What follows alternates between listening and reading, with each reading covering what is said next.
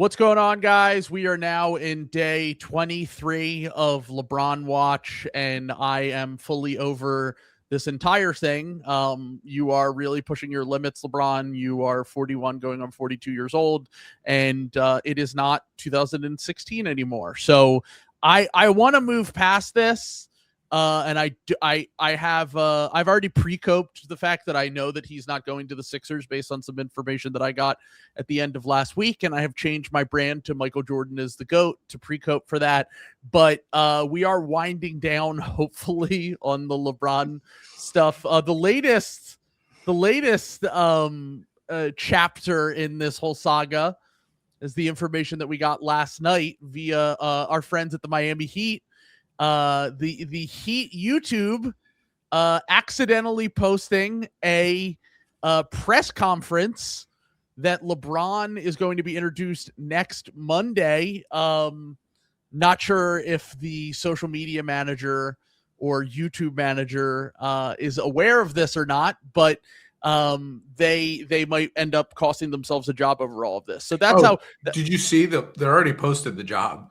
So I did. I don't want to throw water on that. Yeah. It was real. It was real, but I don't want to throw water on that. But people were like, that's been up for weeks. They just changed the listing like 24 hours ago. And so it happened to be coincidental timing. I do get a kick out of all the people that are like, some intern's going to get fired. And I was like, this is a multi-million-dollar corporation. Do you think they're letting an intern handle their YouTube channel? Like, I mean, it is the Miami Heat, so like maybe. True.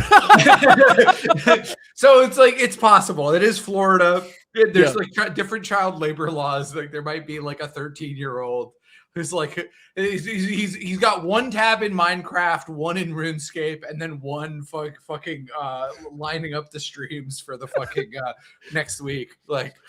I've talked about this before because I've obviously done these kind of jobs in the past. Keep in mind, like the Miami Heat have an entire social media team. Now, my thought on all of this whole saga with them accidentally posting the LeBron thing, I've done stuff like this in the past for Ball, where I'll schedule something, and if I unlist it but still add it to a YouTube playlist, it then becomes visible on playlists, and sometimes that can become visible via a search engine, which is how they found it through Bing, which I thought was really funny. Very funny, yeah. A very 2026 way to find the unlisted link on YouTube. But I've done this in the past at jobs. Like one of my first jobs that I ever worked, I sent out to 150,000 people on my first email newsletter I ever sent out. It was just all code. I didn't convert the code. So it was literally just like lines of code. Awesome. And that was on my first day at a job that I had in New York. So there was that. And then in general, when you're working these jobs, people are like, and to be fair, they are right. It doesn't take a lot of time to set up a YouTube live stream. Like it, depending on your technology, like what thing you're using to stream it can be a little bit more complicated than just setting up a YouTube like link and putting a description in there and whatever. But it's obvious this was some sort of placeholder, I think, in case it happened, so that it was already set up, even though that only really would take 30 seconds to a minute to set up based on the information that they had posted on there. But I've done this in the past when I've worked jobs where I have like vacation, where it's like, oh, like it's summer. Like if you're a YouTube manager and you work for the social media team and you're going on vacation next week, you might just set this up and be like, hey guys, I've set this up just in case LeBron does end up signing here like over the weekend or whatever, and then you guys can just change the date. I've left it unlisted, and obviously it slips through the cracks. I don't think that they would fire someone over that unless they got the heads up that they were getting LeBron and that person immediately did it.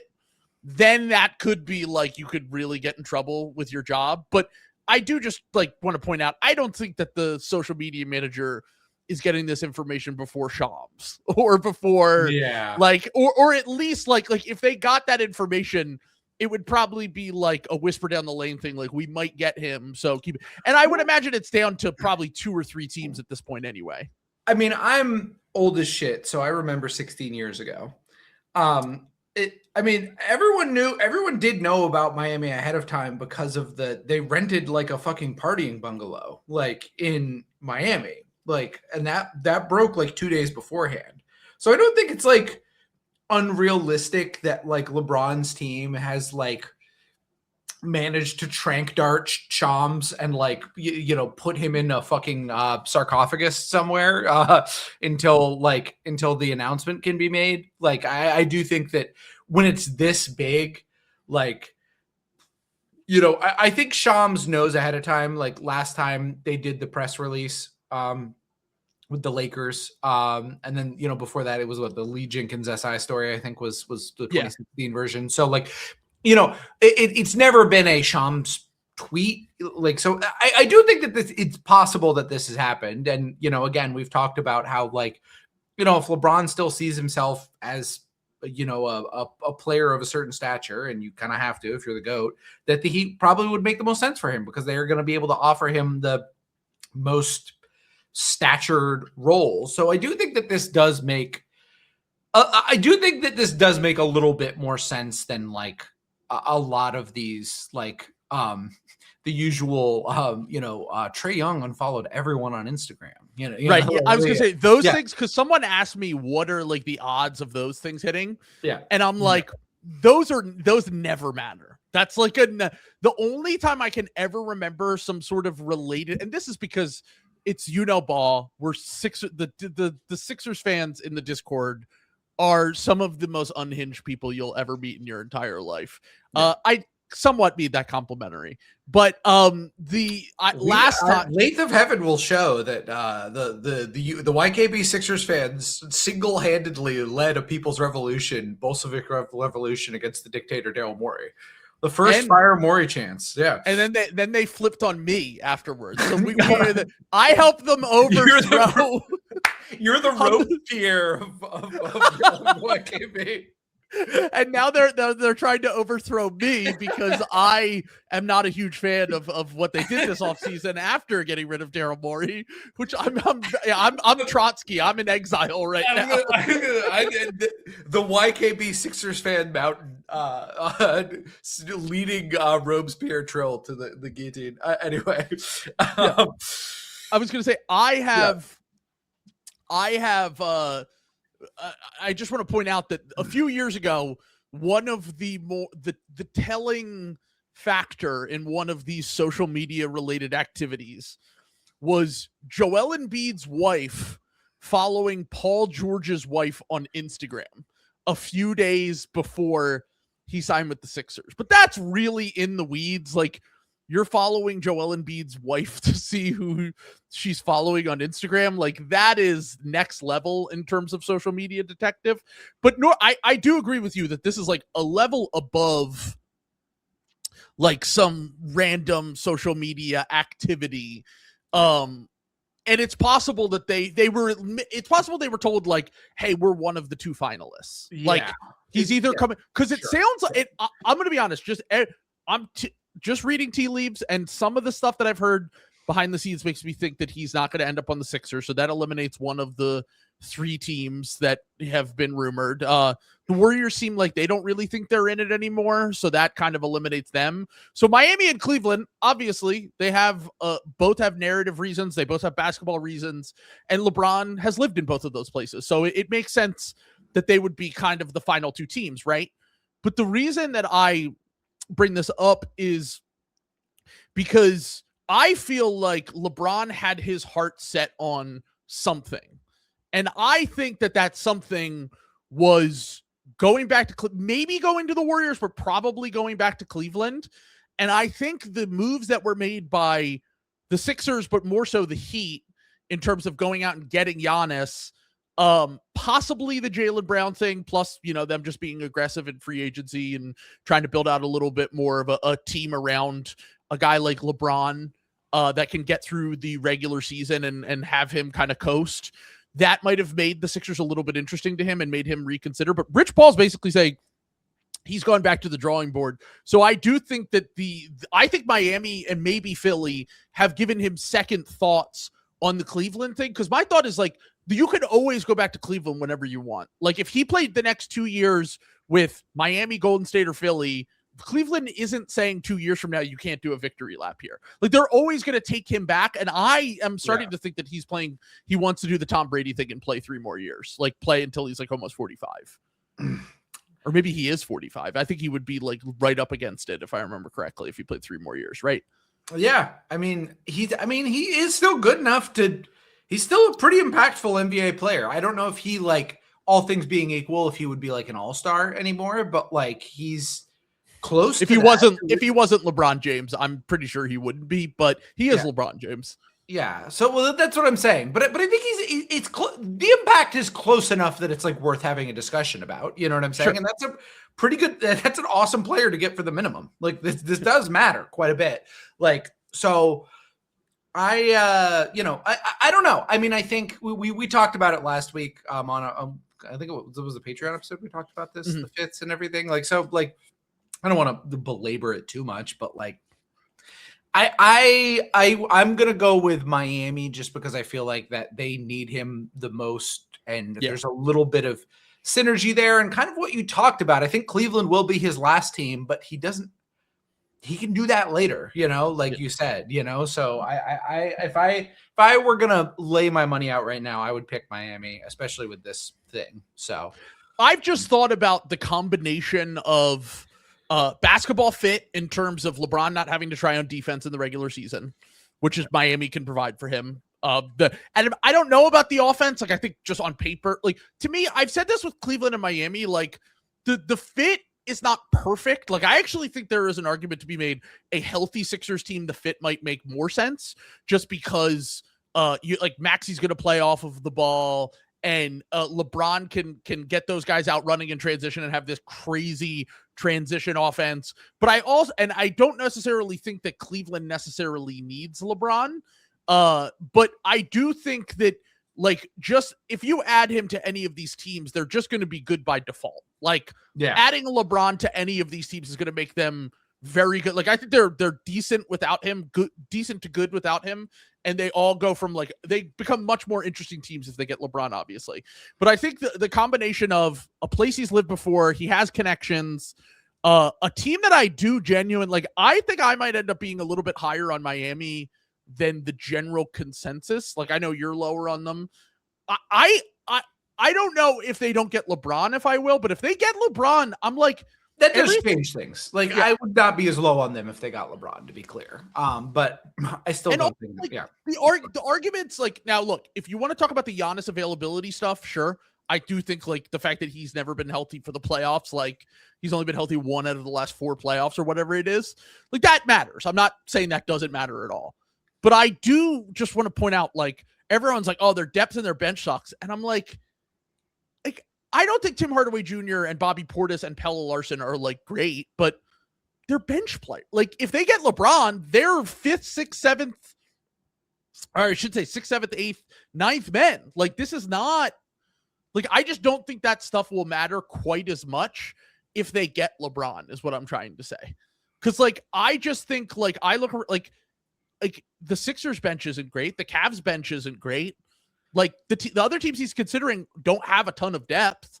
They have NBA players, and like that's kind of what Miami has. Like it's not like Tim Hardaway Jr. and Bobby Portis aren't perfect players. They're fine bench players, and I just think that him going there definitely is the most important.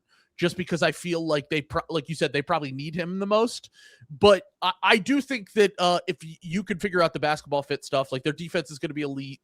They'll have a ton of talent from a creation perspective. If they don't get him, I would definitely be more like, I think they'll be more of a middling team. But the long and short of it, I just think that okay,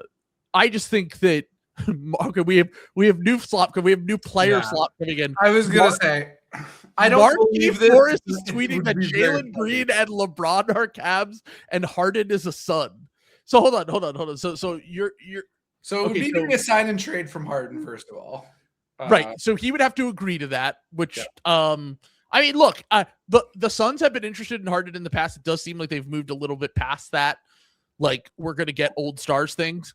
Aren't the Cavs past the apron, though? Or no, they actually, they would have to move some money around for sure. But that might be workable, like in a vacuum. But I do just want to point out that we're kind of at the delusional part of slop season, like where we're just getting like I hear about these things and I'm like, yeah, that technically could happen, but like I don't really see anything like that. I mean, a starting five of Donovan Mitchell, Jalen Green, LeBron James, Evan Mobley, Jared Allen would be some of the most foul ball from a 50-win team I can ever think of in my entire life. I mean, I would imagine if something like that happened, because we've talked about like if they move off Harden and if they move off Jared Allen, I think that would be more of the scenario where they're just starting like Max Strus, or they're starting like Jalen Tyson, and then they're bringing someone like Jalen Green off the bench. But once again, I don't think that any of these rumors are like anything that we hear so far has just seemed so like out of left field. And once again, the sign and trade stuff is like, you still have to get a player to commit to that. Although I will say, I think from Harden and the Suns, though, that does make a lot of sense. Like I'll say this much. Yeah. Harden lives in Phoenix in the offseason. Yeah. Because he went to Arizona State and he lives there. He lives in Houston and Phoenix in the offseason. So there is a connection there. I'm just saying I'm not going to get any sort of like expectations. I mean, that would, to me, like, Harden's still a very useful regular season player. Like, he might fall off the cliff any day now. Cavs, though, dude. Like, why? This is where we're at in slop season, dude. It's July 22nd. LeBron's driving us all insane. That's like just realistic enough that I think that actually might happen, because that's too fucking weird, like, to just get thrown out there. You know what I'm saying? Sometimes when you hear like when a deal makes too much sense, that's not happening. Like, when it's something fucked up and weird like this, it usually is coming from a place of information, because there's some fucking pervert in one of the front offices likes one of these dog shit players and is like willing to like go to the bat for them. So there's someone on Kobe Altman's staff is a little disgusting Jalen Green pervert, if this is true. And I mean, if that happens, like, if I'm a Cavs fan, I'm fucking, I don't know what I'm doing. Like, I'm doing something. This is not a Patreon episode. Check in later this week to find out what I would do. There's a part of Cavs fans, though, I think, that would just be like, who cares? We're getting a LeBron. Like, it's like, it's basically a LeBron for Harden swap in that kind of scenario. But I'm thinking, like, Markieff Morris played for the Suns, although all of that front office is gone, and all of the players except for he did play with Devin Booker. It's interesting. It's interesting. I mean, the Suns have kind of turned themselves into a how will they wriggle their way out of this jam, but for being mid. You know what I'm saying? Like, not for succeeding, but for like being mid. Like, where they kind of keep like shrugging off like the worst, like paying the piper. Like, really? So and this would be a good way to do that again. We've said so. I actually, before we get into the Dort trade, which we're going to talk about in a second, I listened to Down to Dunk because I wanted to hear Alex and Andrew's perspective on the Dort trade. And one of the things they brought up was when James Harden blocked Dort at the end of the bubble, when Dort's rookie year, when he missed the three to win the series because Harden blocked it. Alex was like, Harden has played for the Rockets, the Nets, the Sixers, the Clippers, and the Cavs since that shot. And Lou Dort is now moving on to a second team. And if he then ended up playing half a season for the Cavs, going to the Eastern Conference Finals, and then getting traded to the Suns, after all, like, he is just doing the career journeyman speed run in the last like 6 or 7 years. I wouldn't be shocked to see something like that, but I would think that something like that will wait until the deadline when it becomes, because Rich Paul said it on the podcast. Rich Paul was like, what your roster looks like now might not look like that in January. So I think he's literally saying to the teams, like, don't make moves now. We'll see how it looks with LeBron. And then if the Harden fit doesn't work, or the Jared Allen fit doesn't work, or Miami doesn't have a ton of moves they can make, but like, if something on the Sixers doesn't work, they can make moves in a few months from now. So I think that this is all like, just we're in the end of July. LeBron's driving us all a little bit insane, and we're really reaching for shit. But who knows? Who knows? That's just weird and fucked up enough to be interesting to me. Like, but that somebody's putting that out there. I'm putting that in the stay woke category myself. That's what I'm filing that one under. Okay. So, yeah, no, I actually think once again, Harden is 37, so we're really pushing the limits here. We're really getting there with he's kind of reaching that Chris Paul stage of like how long can he keep getting away with this, and then the shit really fell apart for him at 38. Like that's where everything kind of went under. And by the way, that goes under for basically every single player except for LeBron James, Steph Curry, and Kevin Durant. Like those are the three guys that like no matter what they just keep getting away with it. And I definitely would be interested to see if something like that could happen, but I would imagine it would wait until the deadline. So let's talk about the Lou Dort Zachary Risacher trade that happened. A trade that I feel like we would have spent 10 seconds on if this happened in the middle of slop season. But because it is happening at the end of July, I feel like we do need to flesh this out a little bit more. It is a slop. The canteen of slop has come out, and we're shaking it onto the parched tongue. So we're gonna milk this for all it's worth. Yeah, sponge slop at Sandy's house. Sponge slop. So we're gonna like this trade when it came through. Lou Dort being the headliner, it has a few different ramifications. Obviously, the first one being Can we run through the construction of the trade because I like read it in passing and I don't totally remember. I'll read the exact trade. I'll pull up the Shams tweet right now because it is Lou Dort being basically salary dumped to the Hawks for 3 second-round picks that the Hawks sent out. I believe it was 3. Hold on one second. I'm going to pull up the exact details of the trade right now. Okay, so the Atlanta Hawks in a 3-team trade that sends 3 seconds to OKC. I believe one of those seconds was from Dallas. Former number 1 overall pick Zachary Risacher to the Dallas Mavericks and Ryan Nembhard to Atlanta. So the Hawks got Nembhard and Dort. And then the seconds were sent to OKC. And then Dort ends up, or Risacher ends up on Dallas. So the bad trade for Dallas, by the way. Let's wait on that real quick. Okay. Because Dort ends up going to Atlanta. And by the way, just check your mic real quick. I just want to make sure that your mic is. I checked it when I came in, okay, but maybe I got it. Yeah. I think you were just sitting a little far away. I just want to make sure. I'll scroll up. Yeah. So Dort ends up getting salary dumped to Atlanta. This is the first move that OKC has made that is like a clear just let's get off this money. Let's save $80 million on tax, I believe the down to dunk guy said.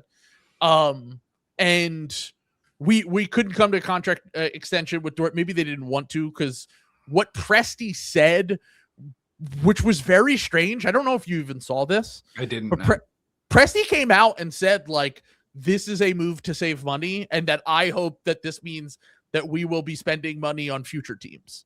Basically, this what came from ownership, and this was ownership saying, we're not going to pay Dort. We're going to save $80 million on tax. And we also are about to extend both Cason Wallace and AJ Mitchell. And if we're going to extend those guys, we want to move off of this contract, save money while we can, and then we'll spend later. So did he frame it like that? Like that I hope that we're spending money on teams? That's kind of bizarre. Like it maybe I'm misquoting it. I'll read the exact quote if I can find it here. But this was a financial decision. This is just straight up. Yeah. This was the impression I have been giving is that the savings generated this summer and for being out of the tax the last several years will be reallocated to future teams. So that's interesting. That sounds like he's a little contentious with the ownership. Like that's the word. He didn't have to say anything. Like, normally after these level of trades, GMs don't say anything, or they come up with like a bullshit, like we're doing it for flexibility and we're going to pay this guy and that guy and da-da. So I don't think that's nothing. I think that's like, I'm putting a pin in that. And like, it's something that we can revisit, as the down to dunk guy said, like if they don't pay one of those two guys. I kind of respect Sam Presti a little bit for that. because you like know your worth. You know, everyone's been slobbering all over him. Like I'm on record saying that I think Sam Presti's like a little bit overrated. I think he's obviously like a very good GM, but I think he's one of the 5 best GMs who has certain weaknesses rather than this God mode with a bullet one. So I kind of respect him. Like, I think that might be a little bit of a putting ownership on notice. Like, hey, I don't have to fucking be here. I think that's exactly what it was. I think he knows that, like, if the Lakers fire Pelinka in 2 years, or if one of these teams that has a big budget is, if the Brooklyn Nets fire Sean Marks in a year or two from now, like, these teams that have been showing that they are willing to spend and give guys a ton of resources. He could have 27 jobs in the NBA if he asked for it, I feel like. If there's a Seattle team in the future, he has the history there. Like, there are teams and there are connections that he has made throughout the league, and he would be obviously very desired if he ever left the team. And he has shown that he's been fairly loyal to OKC. They've obviously given him a lot more breathing room than most GMs get. Like, I think that there are very few guys that would have the ability to do what he did a few years ago, where he just kind of, blew up the team, even though it was the smart thing to do. And it was obviously like, it led them to where they are now. There's not many GMs that would have this long of a tenure with any franchise. And this is the first time that I think he's starting to be like, hey, if we're not going to spend on things, then I might start to look elsewhere. And I do just want to be clear. I think the Dort thing, I actually agreed a little bit more with what Alex was saying on that podcast, which was like, I think that moving on from Dort and giving Case and Wallace and these other guys more opportunities is better for the team. I think that they will be a better team because of this. I do think that there is one part where I might be a little bit skittish on, like, I don't know about that. Is like, we've talked about the fact that they just have no wings and forwards. Yeah. And Dort at least could cosplay as that, like, wing forward guy, even though he's guard size. Right. Cause he's strong as fuck. That's his thing. Like, can Case and Wallace be the power cube sized, fill the power cube size? Cause I think we both agree Case and Wallace probably projects to be like at least a little better of a player, right? At least a more consistent shooter. And probably a similar impact defender, maybe not as much of a bruising defender, but like more of one who's got like a little bit more like, I don't know, length and kind of gambling something, but it's to be clear, I think outside of like one-on-one wing defense, I think that Case and Wallace and Alex Caruso are better defenders than Lou Dort. And I think that it bears out when you watch them play. I think it bears out when you see how often they get the team out running, and it bears out in the numbers too. Like, their defense has been better without Dort on the court. I don't think that means that Dort isn't a useful player in certain matchups, though. Exactly. No, yeah. It's the flexibility. Like, he gave them that extra dimension. And again, we've talked about, the issue, my big issue, we've talked about it for the fact that, like, Shai Gilgeous-Alexander is like the 5th tallest guy on the team or the 4th tallest guy on the team is kind of crazy. Like, and the fact that it's like getting a little bit worse, like, the fact that Sam Presti's saying all these things, he could be lining up the Bob Myers thing. Bob Myers very famously got out while the getting was good. Like, it's a lot harder to kind of preside over the empire than it is to fucking build it. And I think Sam Presti's kind of finding that out right now. You stop having like as many, like, it's awesome when you're a young, cool team that's winning 60 games and you haven't quite won a title yet, but you're on the upswing and you've got a billion picks. That's fucking sick.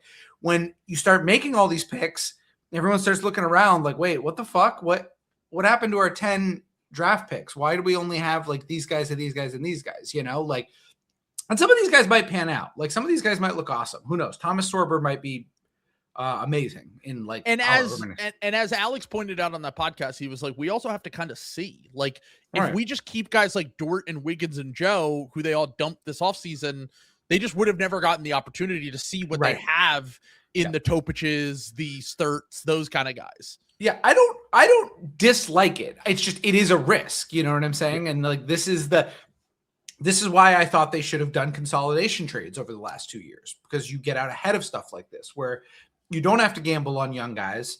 It might cost you a little bit more money to get like a big name player, and it does put you on a little bit more notice. You're not the darling of the podcasts when you make a big swing, like bringing in a big splashy player, and you risk looking stupid because oftentimes that doesn't look as good. You know what I'm saying? Trading for Cat, for example, was something everyone was like, oh, I don't know.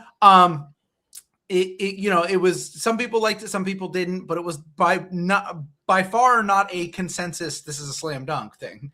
And it worked out, and it's more, I felt like they needed to make a move like that. And now that you haven't made that move, you really need these young guys to be good, either for them to be good playing for your team or for them to be good enough to trade for more of those good young players I think this goes back a little bit further to the deadline, to be honest with you, when they traded for Jared McCain, because at the time we all liked them doing that, to be clear, but also now that we know a little bit in the future here, which is that they were going to dump Dort, and maybe they didn't get Dort like the best value, like maybe if they traded Dort a year ago, they could have gotten like a first round pick or something, but also you won the championship. He's best friends with your best player. And on top of that, like he provided you with real value during those playoff runs, even though, he's a very inconsistent offensive player, to put it lightly, because all of his value is basically tied to his spot up shooting. And he's not a great spot up shooter. Like he's a streaky, inconsistent spot up shooter. He lost minutes. He wasn't even like fully like a starter level player in the playoffs. Like he was playing 15, 20 minutes. He was getting pulled pretty early. But the McCain thing's another thing where it's like, they got a guy on the second year of his rookie contract, and he was a mid first round pick.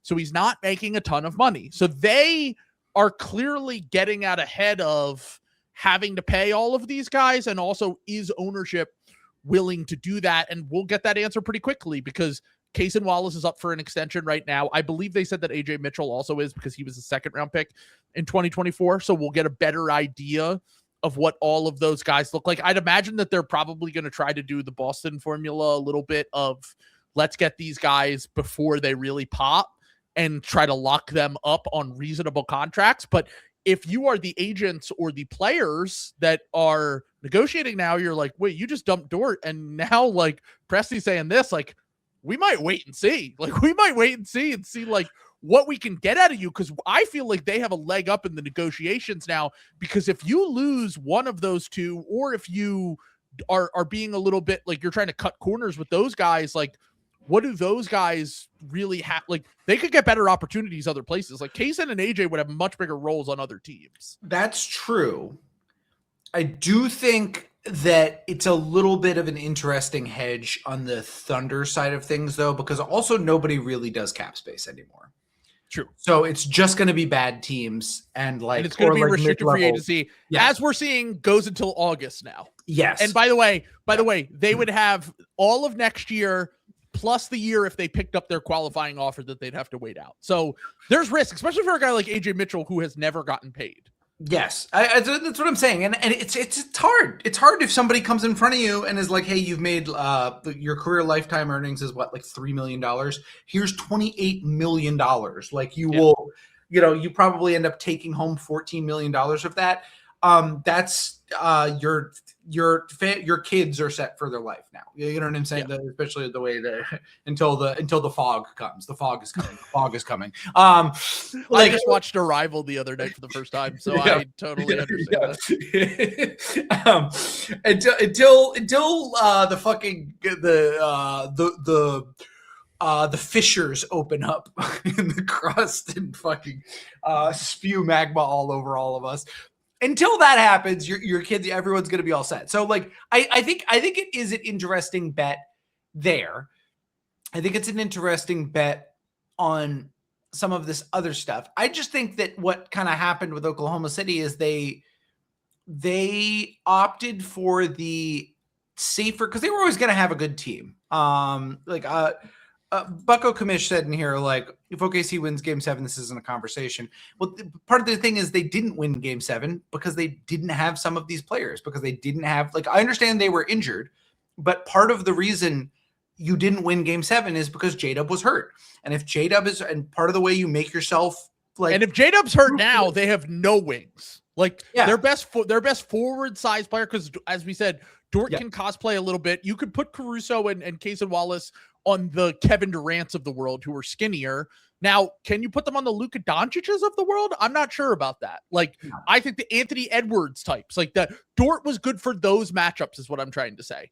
And like the Spurs have a lot of forward size guards, and Kenrich, if J-Dub gets hurt next year, Kenrich Williams is basically your best guy in that mold. And like, that's where I'm like, I think that they need to show some level of, let's see how this looks, and let's see how it looks in certain matchups in the regular season, and use that as a litmus test to be like, should we go out at the deadline and just spend whatever we have, maybe make either a consolidation trade or maybe make a draft pick trade to go get a forward size defense, a Derek Jones Jr., and maybe not someone like him because maybe he's not quite strong enough, but someone in that mold, and maybe not a PJ Washington, but is there someone out there that we can get that gives us that insurance policy? Let's say Denver's like a fucking nightmare next year, and they're trying to like do this weird retool around that. Like, can you get Aaron Gordon like for something, you know, like, or something? Well, like the that. problem now is they don't have tradable salary. Like that's the other part of this is it's like they have these smaller trade exceptions because they dumped Aaron Wiggins and Isaiah Joe, but those were earlier in the offseason. If they did all of these trades at once, they could have created a massive trade exception and then had a chance to use that to get someone into there. But now they're individual ones that you're not going to be able to get a guy that makes less than what Lou Dort made, which was like $17 million a year.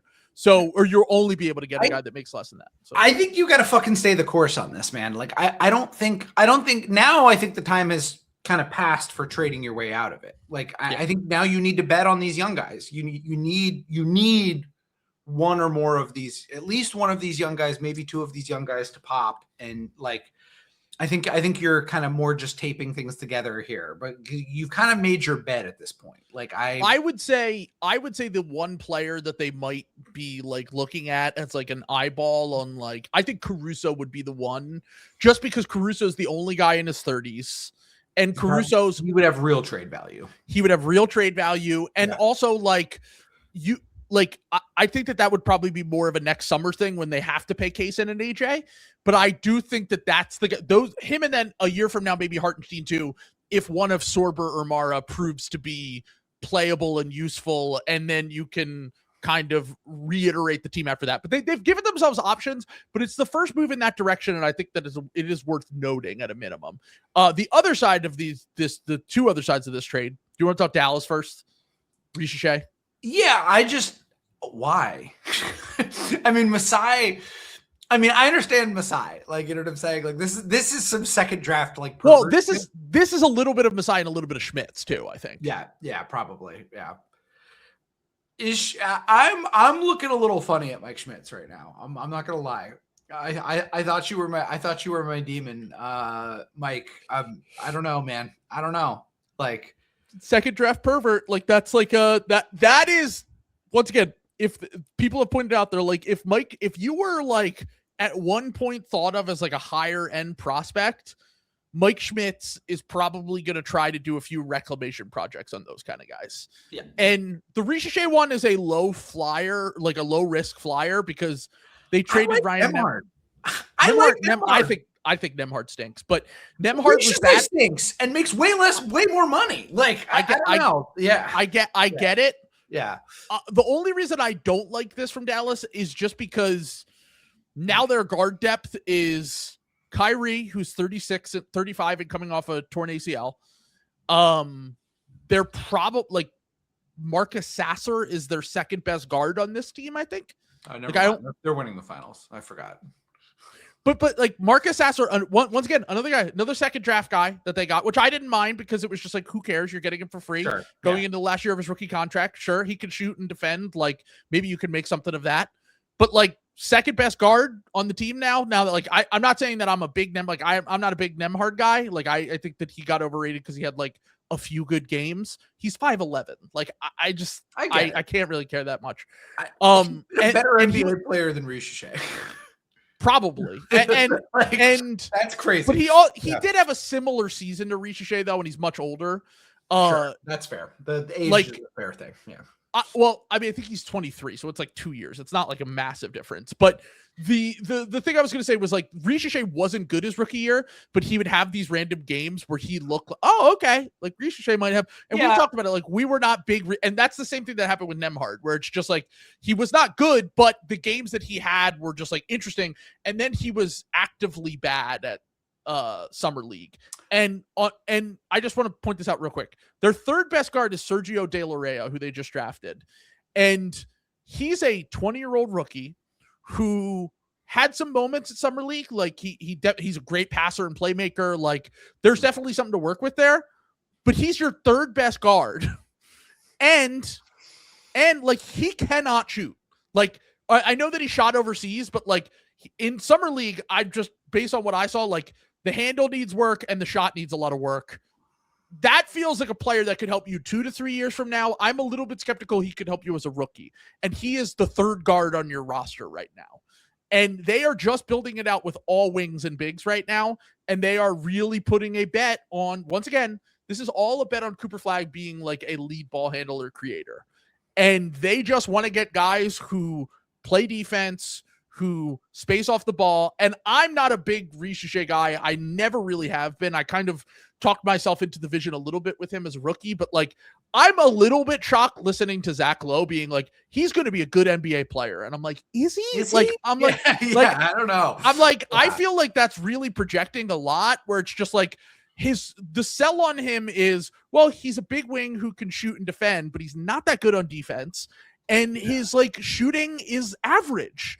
And it's not like versatile. And like, he doesn't impact the game. He does not rebound. He does not handle the ball. He does not play make. He's like a 2 guard. Like, honestly, he's a 2 guard too, is the other thing. Like, you know, and that's like fine in the Dallas thing, you know, like they have forwards. They want the jumbo ball. That's the idea.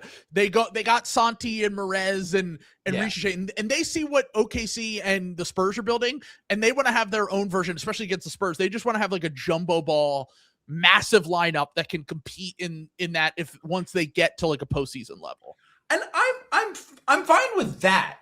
The issue is, I think people need to remember, because like when a guy is a number 1 overall pick, he makes a lot of fucking money.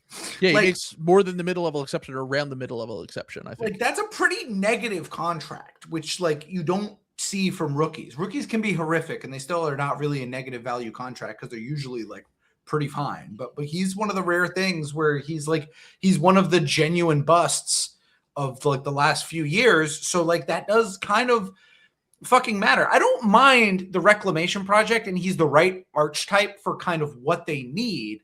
My issue is like there's better swings to make than investing $13 million or whatever the fuck it is, $15 million in this in your flyer, you know? Like maybe the idea is like you have movable salary.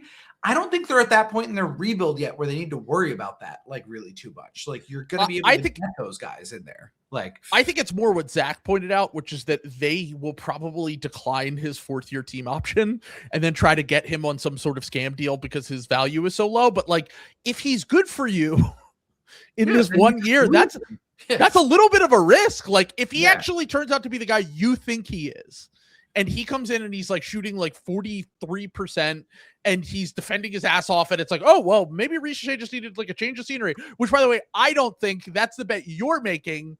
There's a risk that you could just lose him next offseason. Cause I know in the past that the Sixers have done this with someone like Furkan Korkmaz, and they ended up bringing back Furkan Korkmaz because it was the rare instance where they declined his team option and then brought him back, but he had no market. Like he was a veterans minimum guy.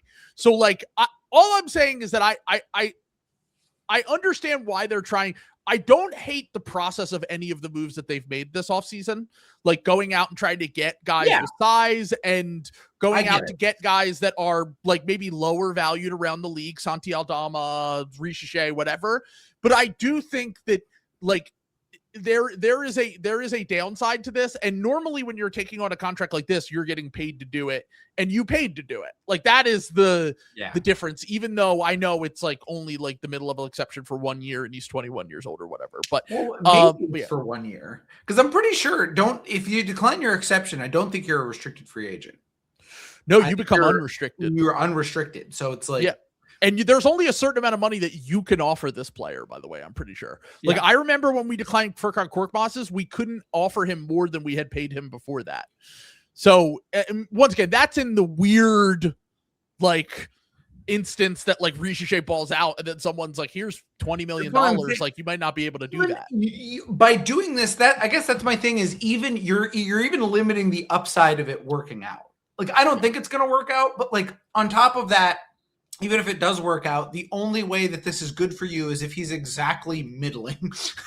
And then it's like, well, why even bother putting the resources, the time and effort into it? They're under the luxury tax right now, I'm pretty sure. That's kind of crazy. I mean, like, that, why would you? Anyway, I just, my thing is, like, I don't understand the propensity to kind of like look at your team and be like, we have to do this right now. Like, we have to, like, I mean, maybe the answer here is what we were talking about with the bigs. It's the Ariel Huck-Porty thing, where, like, maybe I'm just looking at this in a vacuum and I need to look at, like, who else was available. And this was the best move available to them. And that's entirely possible. Like, the Merez Johnson pick is also like maybe they didn't think Merez was better than Burries or something, right? Like, maybe they thought Burries was slightly better, but if Merez hits Merez, you can't get Merez. And like, in a vacuum, you might be able to find someone that can fill in 80% of what Burries does. So that they're taking value bets right now, positional value bets. Yeah. And sometimes that works out, but this is also a bet where I do think that you are really depending on Cooper Flagg to make a pretty big leap next year. Like, because your guard room right now is Max Christie, Kyrie Irving coming off the tear. They have to cut someone because the Cisse, the Musa Cisse thing, they're at 16 players. So we could either see either a PJ Washington, Daniel Gafford trade, or most likely a Klay Thompson buyout where he ends up in Miami, is my guess. That's probably what's going to happen, I would guess. Yeah. Man, because I'm looking at the rest of the roster and I'm just like, I just don't like, they don't have like easily movable, like they don't have. Nembhard was the last guy that was on like a vet min that you could have just waived. Yeah. And now they've went further into this, so that we'll see what their roster ends up looking like. They're going to be one of the more interesting teams next year. I'll say that much. Like, I will be seated. I will be fucking seated for that. Kyrie, I'm interested to see what how Kyrie looks, and B, what Kyrie brings to them. Because I think there is a scenario where this team is like medium bad, like a fringe playing team. Like, I think that's what they're to me, they're realistically somewhere between like the 8 and the 10 seed in the West. And like, I don't like it can be lower than that if Flagg doesn't make the proper step forward that they kind of project him to, or if Kyrie is bad, because this is a lot on Kyrie. Like, yeah. Well, I think they want the jumbo creators. Like, they want guys like they want guys like Flagg, and they want guys like Santi to have the ball, and then they want the Kyries and the Sassers. Obviously, Kyrie's going to have the ball a lot. He's one of the best ISO scorers in the NBA, but they want those guys to be more ancillary pieces in this roster build. And I think that they just need to clear out some of the forward and glut that they have on the roster right now. Like, I think they should be trying to trade PJ Washington or Najee Marshall or someone like that.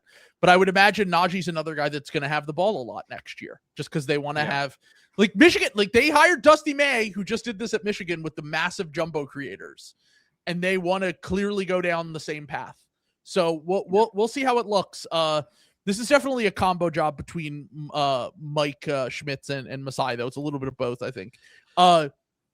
Atlanta, real quick, gets Dort for basically 2 second-round picks and Ryan Nembhard.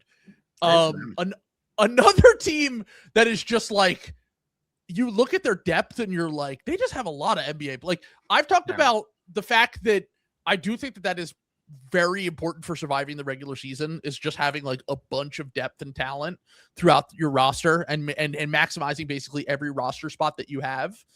But I've talked about this. I think there are a few teams where I don't think Atlanta's one of them, to be clear. Like, I think they're going to be, especially after this Dort trade, like their depth is just like kind of too good for them to not be like at least like a competitive play-in team, if not a higher seed. But there are a few teams. I think Milwaukee's one of them. I think there are a few. The Hornets are one of them. These teams where I think that they're going to get a little bit overrated. Someone has to be bad at these, so maybe they won't. But they'll get a little bit overrated just because they have a bunch of guys on the roster. Yeah. This is the guys summer. Like, look at the Memphis Grizzlies roster. Look at the Hornets roster. Yeah. Look at it's all these like. God, I'm like, why do I know like 14 of the 15 players? Like, and obviously I know more than like the average person, but like the average person knows who Grayson Allen is. Yeah. like honestly, even someone like Ty Jerome, they know who Ty Jerome is. Like, right. Like, it's either because they were former college stars, they played for like a big franchise, or they're just like solid NBA players that have been around for a while. And the Hawks now have added Lou Dort. They now have a defensive trio of Nickeil Alexander-Walker, Dyson Daniels, and Lou Dort, which is pretty fantastic for perimeter defenders. Hawks are just quality slop. You only like their roster because it's good. Well, here's the thing I did just want to say. Onsai Salah has provided us with so much slop. Yeah. In the last, like he is, and by the way, another guy that just is like, all right, we could get Lou Dort basically for free. We could get Ryan Nembhard basically for free. Yeah. We got Devin Carter basically for free. Like, basically, they basically went into this offseason and they got Risacher, who they already decided they're like, we're done with Risacher. Like, that was the past front office. It's not going to work here. Quinn Snyder doesn't like them. I don't think that's going to come back to bite them, to be honest. And I look off that early. There's still like a little bit of something there, like, to be honest. Like, and for the second straight offseason, the last year it was Porzingis. This year it's Dort, Devin Carter, Nembhard. If you want to talk about like some second draft guys in there. Also, Dort, like, for all of his flaws, like I think Dort got I was very much like Lou Dort has become extremely overrated for a while. Like, he is a NBA rotation player that can provide some value for you at mostly as a point of attack defender and a wing guy that you could throw on the best player on the other team. And incredibly do that in the playoffs, which is important. Like, at a championship level. Like, now I don't know how this Atlanta team's going to score in the half court at all, but I do think their defense is going to be fucking awesome. Like, I think that their half court offense was their issue last year in the playoffs. And I think that issue is getting maybe worse with Lou Dort, who is just a very flawed offensive player. I just don't understand. If you're a star who wants out, why would you not want to go to Atlanta? It seems like Atlanta. I would want to go to Atlanta. Like, I don't think Jalen Johnson is stealing. He's like the perfect level of co-star where he's like not really threatening. You know what I'm saying? Like, like you're the Bam Adebayo zone. Yeah, that great comp. Yeah, he's in the Bam Adebayo zone where he's not like a true. You're not going to have a Jason Tatum, Jaylen Brown weirdo thing with Jalen Johnson there. I would say Maxi's kind of in that right now too, where it's just like Maxi's really good, but like I would not say he's a willing off-ball player. I think that is massive for these kind of things. But there's no alpha threat on this team that is like, oh man, I'm going to his team. Like, I'm going there and he's going to like welcome me in. And it's going to work well because I'm just as talented, if not more talented than this player. Yeah. If I'm trying to change teams, I feel like Atlanta's number one because they've got all the infrastructure. You don't have to do any of this boring shit. Like, right now, they have CJ McCollum as like their fucking, all due respect. He did awesome in the playoffs last year, but like, he's their best perimeter creator. Yeah, he's their engine right now, basically. Yeah, it's like him and transition Jalen Johnson. Like, so I feel like they're in a really good spot for whatever the next guy is that's available. And another tradable contract, just like they did with Porzingis last offseason, just like they did with the we'll see what happens with the Kuminga thing, but that was the idea behind flipping it for Kuminga. They have CJ McCollum on a 1-year deal. Like, they are really setting themselves up just to be like you said, being in on basically everyone. like where it's just like, all right, we have all this expiring salary. They're not like crazy plus on picks, but like they have picks and young players. Like they could put together an interesting package. I just want to read you their roster real quick. All right, ready? Let's go. I'm listening. Jalen Johnson, CJ McCollum, Dyson Daniels, Okongwu, Jock Landale, Nickeil Alexander-Walker, Corey Kispert, Lou Dort, Mo Gay, Asa Newell, Ryan Nemhard, Kingston Flemings, Aaron Wiggins, who I forgot they got this offseason as well. Zubi Ejiofor, Devin Carter. Like they just have so many guys that are like NBA players or interesting young players where it's just like they're kind of in this zone where they like you said, we don't really know what they are, but they're just constantly making not like genius bets, just like, yeah, sure, we'll do that. Sure, yeah. And I do like, I think they're going to be a competitive team next year. I think they have a chance to get a little bit stuck in the middle, but with these new lottery odds combined with the fact that they always will just have like tradable salary and young players and they're not going to be negative on picks soon. I think that they're moving in the right direction, and I think that the Dort thing is just like a smart, low risk flyer that could potentially turn them into a pretty dominant defensive team in a playoff context. This requires continued leaps from Jalen Johnson, Kingston Flemings, obviously who they just drafted, and Nickeil Alexander-Walker as on-ball creators in order to reach like another level. But if it doesn't reach that, they have the ability to pivot. Yeah. And I mean, I think that, they could bring in, I think adultery protections is making a joke here, but like, I honestly don't think this would be the worst thing in the world, just in terms of a like placeholder star. You know what I'm saying? Like there are guys out there like this that are kind of like, this is what Harden is kind of like now, where he's like an engine, not like a good one at this point in his career, but he is an engine, and you could kind of have that as like the movable salary and kind of the other things.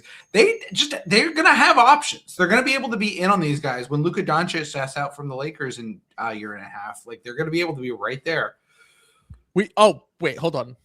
You're not seeing all of Pelinka FC is up now because they signed Thibault and Zaire Williams? The Thibault thing was so funny, dude. I will say I've been saying this, and I just want to reiterate. I think no, not Thibault. It's nothing to do with Thibault. Okay. I think they're going to be a good regular season team. Now I think they're going to suck. Like to me, I think they're going to be like 55 wins. Luka's an MVP candidate, like all that shit, and then I think they have a chance to get fucking smoked in the first round. Like that, I've kind of been on that, like where I'm like they could be the 3 seed, and I think that if they got the wrong matchup in the first round, I could absolutely see them losing. Yeah, or like even getting swept. Like honestly, part of that's JJ Film Room, who I have like a ton of respect for, but like it just kind of like this Celtics are kind of like this now too. Like where you just kind of like at a certain point you just have to kind of like, does the regular season are you a regular season paper tiger? Like, and honestly, Atlanta's kind of like that right now too, where I kind of don't really. You could tell me Atlanta wins 55 games next year. I'd be like, that's awesome. I don't care. I'm probably you can't score in the half court in the playoffs. It's just really tough to like make a run. Yeah. So, like again, full respect to them for winning the most against the NBA champions last year. Like that is genuinely important, but I just don't think that I think that they need one big trade, but I think they've got a lot of the other stuff lined up though. I think they've done a lot of their homework. They've put a lot of value on this roster, and I think they're ready for whatever the big trade is. Maybe the issue is that they've put too much value on the roster now, and now whenever the next, when Anthony Edwards or whoever the fuck it is that is asking out, the other team's just going to be asking for too much because you have so much good stuff. So yeah, you've talked about this before, the Danny Ainge problem, where it's like you have all this shit. They're like, we want the good shit. We don't want your mid stuff. Yeah. And then that puts you into a tough predicament. But so because of this is kind of the off season of buy low trades. Like there are so many of, whether it's because of contracts or injuries and availabilities to players, or basically every massive trade this offseason felt like a buy low, except for the massive overpay that was the Walker Kessler trade. Yeah. Which, by the way, did you see the Lakers The Lakers basically, this is where I just have the disconnect with the Lakers stuff. Yeah. I like their team for the regular season. I think they're going to win a lot of games. I don't think they have any ability to win the West. Yeah. I don't think they were going to solve that in one offseason, but I also don't think you should have cleared out your assets to do that.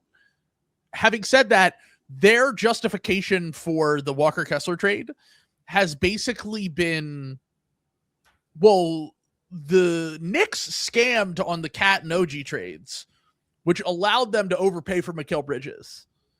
And I was like, okay, Mikal Bridges was the fifth starter on a team that already had that infrastructure. Now, the Cat trade did come a little bit after that, to be clear. But they're basically saying, because we scammed on the Luka trade, we can overpay for Walker Kessler. And I'm like, but the problem there is that, like, you have three good players. Like, you literally have, like, two. Everybody really left.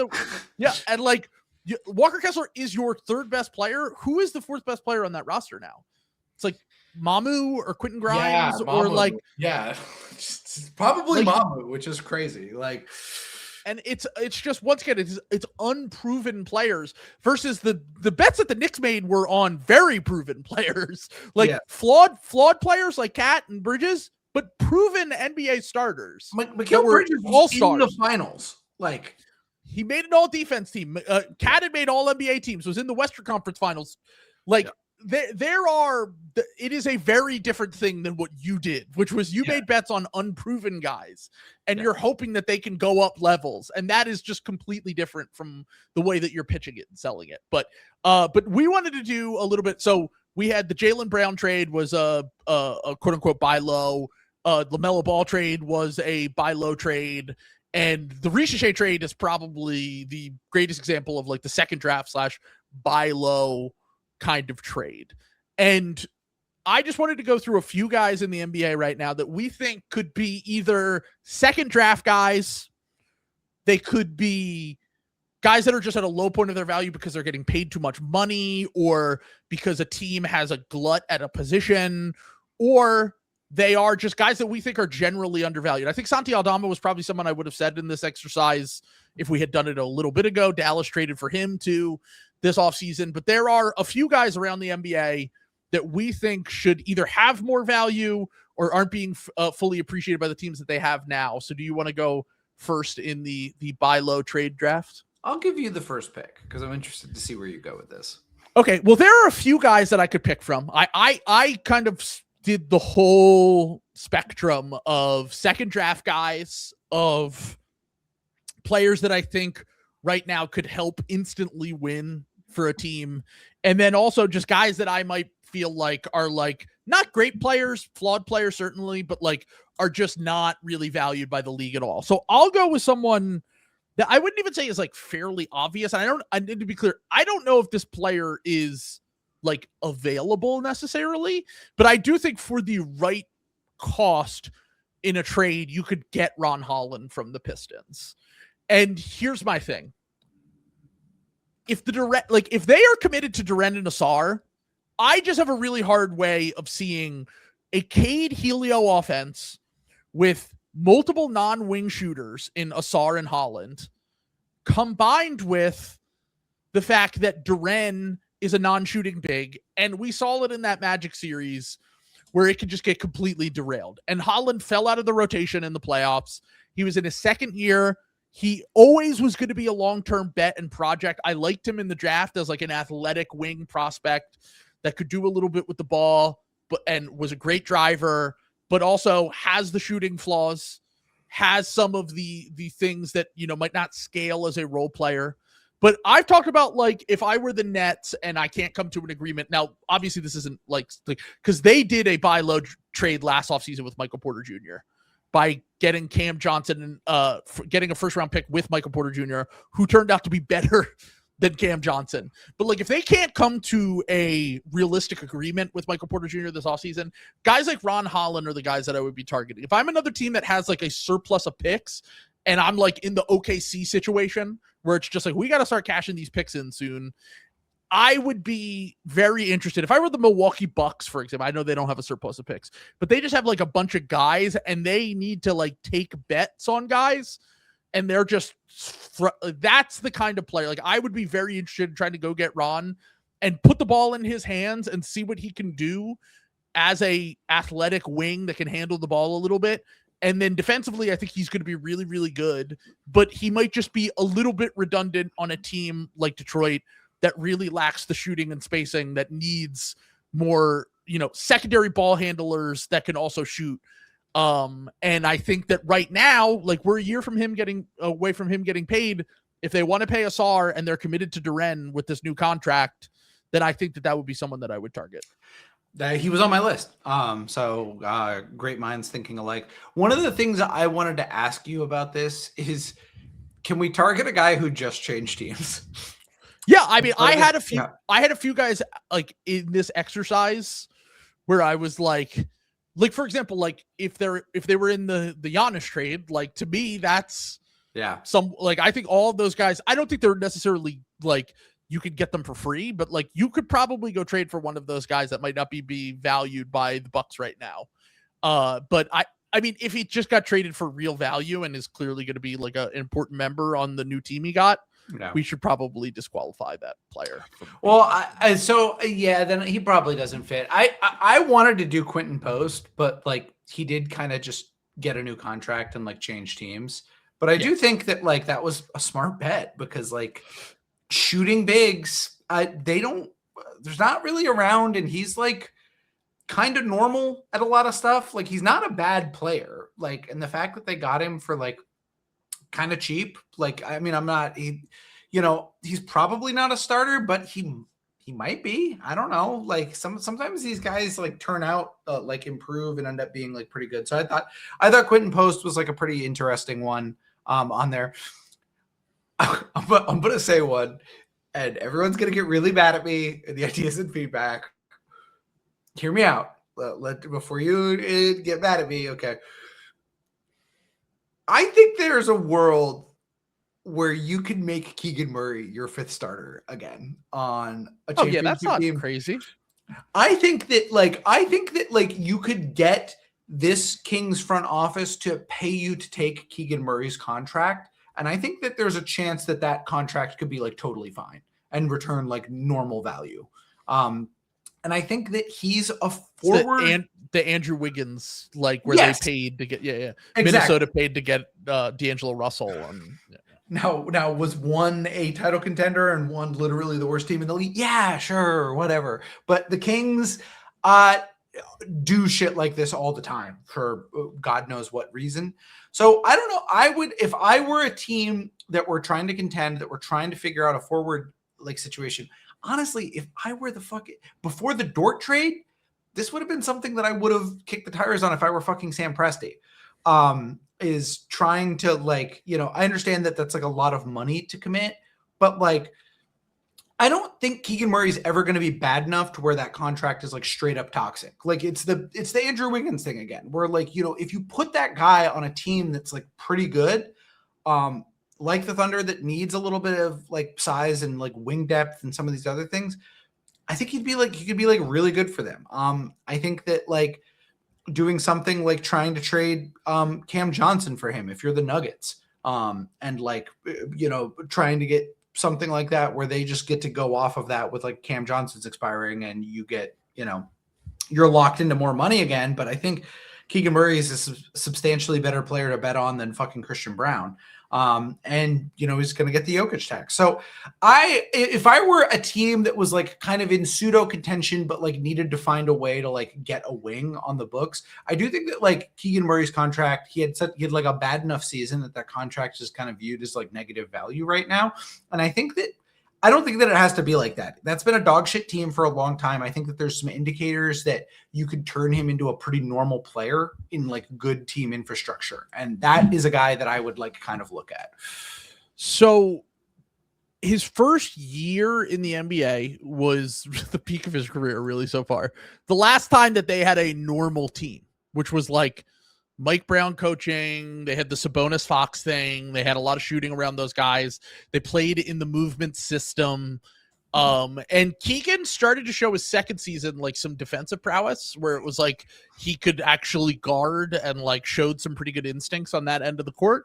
And then it's been a combination of injuries, really bad shooting from him in a way that I don't think that, to me, he's like an average shooter that like maybe you could get to like above average if you put him on a team like the Nuggets, or, you know, that is kind of the cheat code. Like, it's like when the Warriors are really good. It's like, just put them on the Warriors. And it's like, yeah, of course, put them on the Nuggets, or, you know, put them on the Celtics or whatever. Yeah, the Thunder. Like, I'm sure it'll be good. But I do think that there's definitely a world where he can definitely, like you said, like a normal fifth starter wing that like is good on defense and makes open shots and can occasionally handle the ball. The thing with Keegan, the thing that has kind of always been Keegan's like real like limits his ceiling is that he just does not have like crazy, he cannot pass or play make in any way. So it just kind of limits what he can do on the ball. But if he is once again limited in his role, it feels like we've moved a little bit away from Keegan Murray's archetype of like the 3-and-D wing, and it's more like we're going to give that to either the possession maxer guys that are like elite offensive rebounders, or we're going to give it to guys that can do a little bit more with the ball. And I feel like Keegan's contract definitely, obviously, like you said, is not great right now. He's not someone that I even thought about for this exercise, but he is a wing size guy who's squarely in the middle of his prime. And I think if you can get back to those early levels of shooting and defense, there's definitely a role for him somewhere on a good team. The issue is I do think that most teams, like the Kings being the Kings, like I don't think they're going to pay to get off of it. I do think it would have to be a pretty neutral swap where it's like, we'll take back like another undesirable contract and we'll give you that. And I think, like you said, like that was kind of the D'Lo Wiggins trade, right? Right. Where it was like, we don't want D'Lo and, you know, you don't want Wiggins, but like, look, D'Lo just made the All-Star game last year. Like, you have to give us something. And they ended up giving the pick that became Jonathan Kuminga, so it didn't burn them too bad, although that was a great draft. And if the Warriors had nailed that pick, it would have been a lot harder for a team like Minnesota to kind of stomach. But I do think that there is a reasonable trade you could probably get out there for King. He wasn't even someone I thought of, but those are the kind of guys I'm thinking of that like were solid at one point, that maybe have like a lower viewpoint around the league because of their contract or because of how the last few years, and how many guys just are going to be terrible on the Kings. Like, that's kind of my thing, is like I think that he's one of the only guys who's like ever been interesting on the Kings. It's like him and Malik Monk are kind of their only like guys that have a pulse right now that aren't the young guys that they want to probably build around. So like, yeah, I would, you know, I would be calling about those guys is all I'm going to say. So, well, unless you are interested in the new era Sabonis for the draft lottery, because you're like, we want to win 30 games and we're just like, get us Sabonis so that we stay out of the relegation zone, which I think the Kings should be like, let's hold on to Sabonis and see if we can scam some wins in the regular season and avoid that relegation zone. Although a lot of teams, I don't know if they're going to want to stay in that zone for this upcoming one. As we've discussed, like it's probably better to be a really bad team when the draft upcoming is bad, and then it doesn't hurt your future chances to land top picks with these new lottery odds that limit how many years in a row you can get top picks. So let's go. We've done the second draft guy, which is Ron Holland. I don't think that his value is like super low, but I would give up a decent amount to get him. Keegan Murray is more of a reclamation project, but someone who's proven himself at times in the NBA. Yeah. Let's go someone who's like actually good, and I feel like could be really useful to another team, and I actually would give up a similar quality level player to get him. And I know it seems like this is not like a quote unquote buy low, but like Jared Allen is just Allen is just good. Yeah. Okay. And is right now, like for a while, it felt like we got a little bit spoiled with the centers in the NBA, where it was just like there were so many good centers for like a few year period that we went from like having all terrible centers to like a lot of really good ones to like Jared Allen is probably one of the 10 best centers in the NBA and just never gets discussed with the other guys, and is a extremely useful regular season player that kind of beat some of the playoff allegations this past year. And it feels like the Cavs are in this zone where we talked about with the LeBron thing, where we talked about with like the way that their roster is made up, right? That you are just going to have a hard time kind of building around the double bigs and reaching championship level unless everything else on your roster is perfect. And they certainly do not have everything else being perfect on their roster. Now, I'm going to do a little challenge trade for you. Trade? Okay, let's go. Who says no, House? Herb Jones for Jared Allen. Like if the Pelicans just called and they were like, we'll solve your point of attack defense problems, we'll give you Herb Jones, who's one of the best in the league. We want a normal center for Jeremiah Fears and the other players on this roster, Derek Queen. We need to see what we have. And what better to give them that context than Jared Allen, who's going to just like do his job and be really good and impactful in his role and give you a better idea of what you have with that team. Like Herb, I think Herb might have a little bit more like positional value because of the fact that he is like this demon defender that's like a legit wing that can probably lock down the best player in the other team and also is just like a crazily impactful guy in terms of all of that stuff. But Jared Allen, like with the way that the positional value like the way that centers just kind of are going for crazy right now, like he's on a reasonable contract. He's still in his late 20s going into his early 30s. And I just think that he is someone that like, I think that he could have all-star level impact on a lot of teams in the NBA. And I think that because he's been on this Cleveland team, that is a weird situation. Although maybe with Harden, they're just like, no, we need him because Harden and him are going to be great together. But once again, if I were the Clippers, if I were the Pelicans, if I were one of these teams, I would be trying to get Jared Allen right now. And I think he could really help. He could help like 20 teams in the NBA. Yeah, I mean, I don't, one of the guys on my short list, I don't think we're going to get to, I did have Yves Missy on here. So like, I kind of, the Knicks already tried. Yeah. I was going to say, so like, I don't think that like, I don't know. It's so interesting. I do like Herb Jones. My first question is like, is Herb Jones, what does he think about the Lake Erie fishing? Because if you're taking him off the Gulf, like, where is that man going to be fishing? Like, I don't know. It is, yeah, work-life balance. It's good for his mental health. Yeah, like I don't know. Well, that's how they got. I think that's how they got him on the scam contract, is because he could just fish. You know? I think he's on a reasonable contract now. He was on a scam contract before. Yeah. But yeah, I think that's an interesting one. It seems like Jared Allen should have a little bit more value than that, but I understand that like. Yeah, I understand that like they have to make some kind of trade at some point, you know, and centers like somehow like they do have value, but they don't. You know what I'm saying? Like shooting centers have a lot of value, but Jared Allen as this role, this traditional role big, who's not like a bruiser necessarily either, you know, like he's kind of like, and I really don't mean this to be slander, but he's kind of like turbo crazy good like Claxton. I was gonna say he's kind of like what the idealized version of when people talk about DeAndre Ayton. That's where it's just like where it's like, what if DeAndre Ayton just did the things that we wanted him to do? I was gonna say, like, if you put Jared Allen's brain in DeAndre Ayton's body, that would be like an all-star. Like, yeah, but like you know, Allen's a little smaller. I mean, he has made an all-star team. It was a little bit of a scam all-star, but he has made one.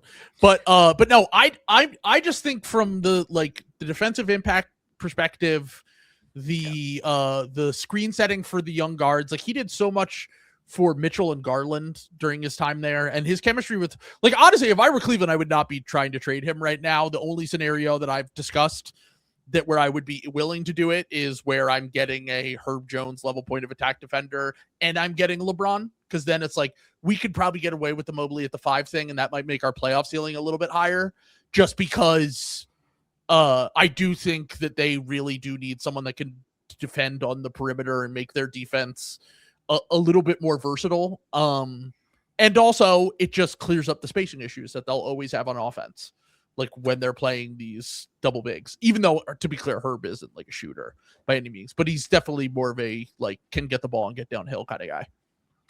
Yeah. Yeah. I mean, I think that helps. I mean, I think that we're going to see a trade like that from Cleveland at some point. Again, whether it's now or at the deadline. Right. Yeah. Like we've talked about like the LeBron thing and everything, but I don't know. We're going to see. We're going to see about that. Well, this is like a very funny turnaround then if you're ready for my next pick. Okay. I don't think you would guess who I'm going to pick in a million years. Carlo? It's not Carlo. That's a good one though. I didn't even think about I had him on my long list. Yeah. Okay. I had Yves Smithsy on my long list. So like I think we kind of to that. Well, Hollinger said, and I don't think he's wrong, but he was like, they have the worst center rotation in the NBA. You guys do. Well, I mean, Joel is still going to play 50 games or 30 games at least. It gets pretty grim after that. I don't know. Yeah, I was going to say, I kind of like Yves Smithsy and I kind of like Carlo. I don't think those guys they're not well known, but I think those guys are like fine. I think they're bad if they're your starters and solid or good if they're your backups. Yeah, I agree with that. I know Bona has his problems. And Huck Porty, I just don't fucking know what we're gonna get with him. He's only played like so few limited minutes in the NBA. But I would throw Bona. He'd probably rank third if I'm ranking those guys, but I don't think that the gap is massive enough. You've seen Bona play funny enough, against them. And you probably saw one of Bona's worst games. And to be clear, Bona is a very flawed player. Yeah. But the highs of Bona are very similar to the highs of Missy, where it's just like the shot blocking's crazy, the jump out the gym stuff. Yeah. Missy can do a little bit more with the ball in his hands, and showed some real defensive impact this year. But no, I think that if Embiid's out for the season, then yeah, we're worse. It also might be the Bucks, because it's Miles Turner. Oh, I keep forgetting about Miles Turner. I probably should have put him on this list in terms. I have him on my list. I didn't want to. Yeah, I had him on my. I'm not going to pick him, so I'll leave that one for you. I'm going to go with another Buck right now. Okay. I'm just saying. I like how you have to preface all of your picks like this. I'm just saying. He's on an expiring contract. I don't think there's going to be a robust market to pay this player. This guy was an all-star. I think I would be trying to get Tyler Hero if I had the movable salary to like come up with the $33 million and hope. I don't think this is crazy. I think I would be trying to like scam him into being like a sixth man, like on our team, because I don't think the market is going to be there for him. It's like a little bit of a risk. Like I wouldn't give up like real value, but I think he's like a pretty good player. And I think you could get him. I think you could like get him down to like somewhere between $20 and $25 million a year on his next contract. And I think at that value, I think he's a pretty like he stops being a bad player and starts being like a pretty like interesting to good player, especially if you can like get him back into like that 6-man role. If you can kind of undo some of the thing. Now, will he be pissed off as hell? Like am I doing turbo Daryl Morey brain? I was gonna say, you're talking about a player who just was talking shit on Bam and Giannis to the point where Bam punched him in the face, and also was like basically implying that they were crazy for trading him for Giannis on television, or when he was on his YouTube when he saw it on television. I don't think Tyler Hero he falls into the bucket of player I don't think has a really good grasp on the level of player he is in the NBA, but he is certainly a talented, like solid to good player especially on the nights where he's, fucking on fire. Like he is still one of the best shooters in the NBA, even if you think that a lot of the other stuff is, kind of terrible. If I could have him as my 6-man, like I would be over the moon. Like that's exactly what he needs to be. He needs to be your like a team that's like creation starved. He would be, who he would be fucking awesome for is the Oklahoma City Thunder, which is kind of like very funny. Like as like the Shea come in and do the Shea stuff. They have all the infrastructure to support him. Well, I mean, I think that was the idea behind them getting Jared McCain, was like they wanted that. I mean, he's not the I guess handler that Hero is. Yeah, I guess that's the point, is they kind of already have that. And I think it's probably a safe bet to like bet on Jared McCain. But someone like that, some of these teams that have really struggle to score the ball, I don't think it would be the worst thing in the world for them to try to get like, well, no, there's no reason for the Bucks to do this. But if the Spurs could kind of use someone like him, like backing up Harper, like in some of these things. I'm just saying these teams that like really struggle to score in like a playoff setting, I would really be interested. I watched Tyler Hero put 30 points on my team. Now, did that team have Daniel Tice at center? Yeah, sure. But I saw it happen. I saw it happen in a Eastern Conference Finals. So I'm just saying, he is one of the biggest playoff droppers in the NBA, to be fair. But I think part of that is also like Miami, though. Like, where I think they were counting on him for like way too much. Like, I think the Miami team was like more flawed than people want to like go back and see, just because the East was so dire. No, creation was always their issue. Was they won games on like hustle defense and then crazy random shooting nights. Like they didn't have like Jimmy, outside of Jimmy, they did not have high level creators. Like I don't think that anyone would argue against you. Like that's definitely true. And Jimmy was like a very specific kind of bully ball that didn't work on an every night basis, but on the nights where it did work, it was like he was unstoppable. Yeah. I think Detroit could really use him. I'm gonna be like, Detroit is the team that I've always thought about with him. Like I've just like I think that just makes sense, like, especially in a 6-man type role like that. Absolutely. And also I do think that he falls into the bucket of like the guys that everyone thought was losers that sucked 4 years ago. The Sabonis's, the Julius Randles, Tyler Hero's in that bucket of like, that's a good comp. Like where it's like where it's like you can get him and he can at least give you a little bit of offensive juice and validity on an occasional basis. And like you could be, what I'm trying to say here is like you could be mid with Tyler Hero, and it's fine the mid is selling, as I've said before. Like it is good to be mid. It pays to be mid now. With the new lottery rules and the fact that you could build from the middle out now. You don't have to fully pull the cord and tank every season in order to do a rebuild. Like once again, I don't know if I'm fully like doing a rebuild if I want someone like Tyler Hero necessarily on my team. Like I don't know how that's going to work. I want him teaching the rooks. I also think like, now look, once again, it's going to be really hard to convince him on this Bucks team. Yeah. But if he were the 6th man on this Bucks team, it'd be amazing. Like, because Rollins is just like a better two-way player than him.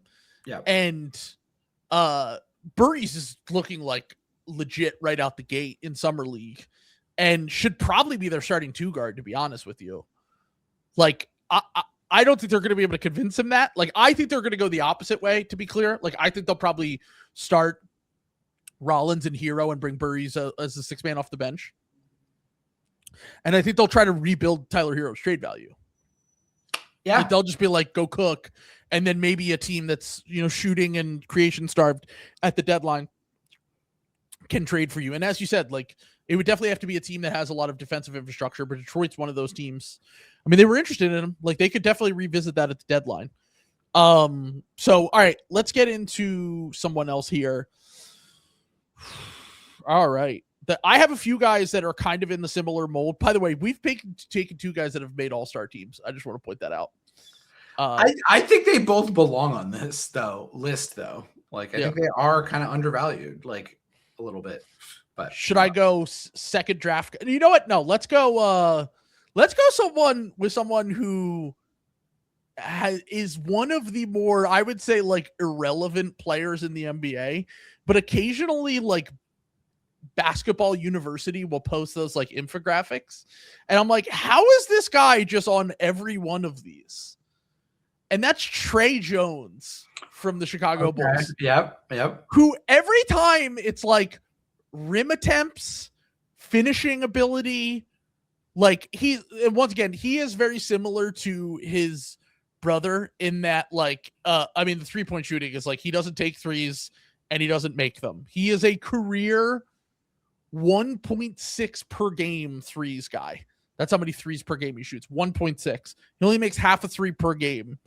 and he shoots 31% for his career on those. So you're not getting him for his shooting.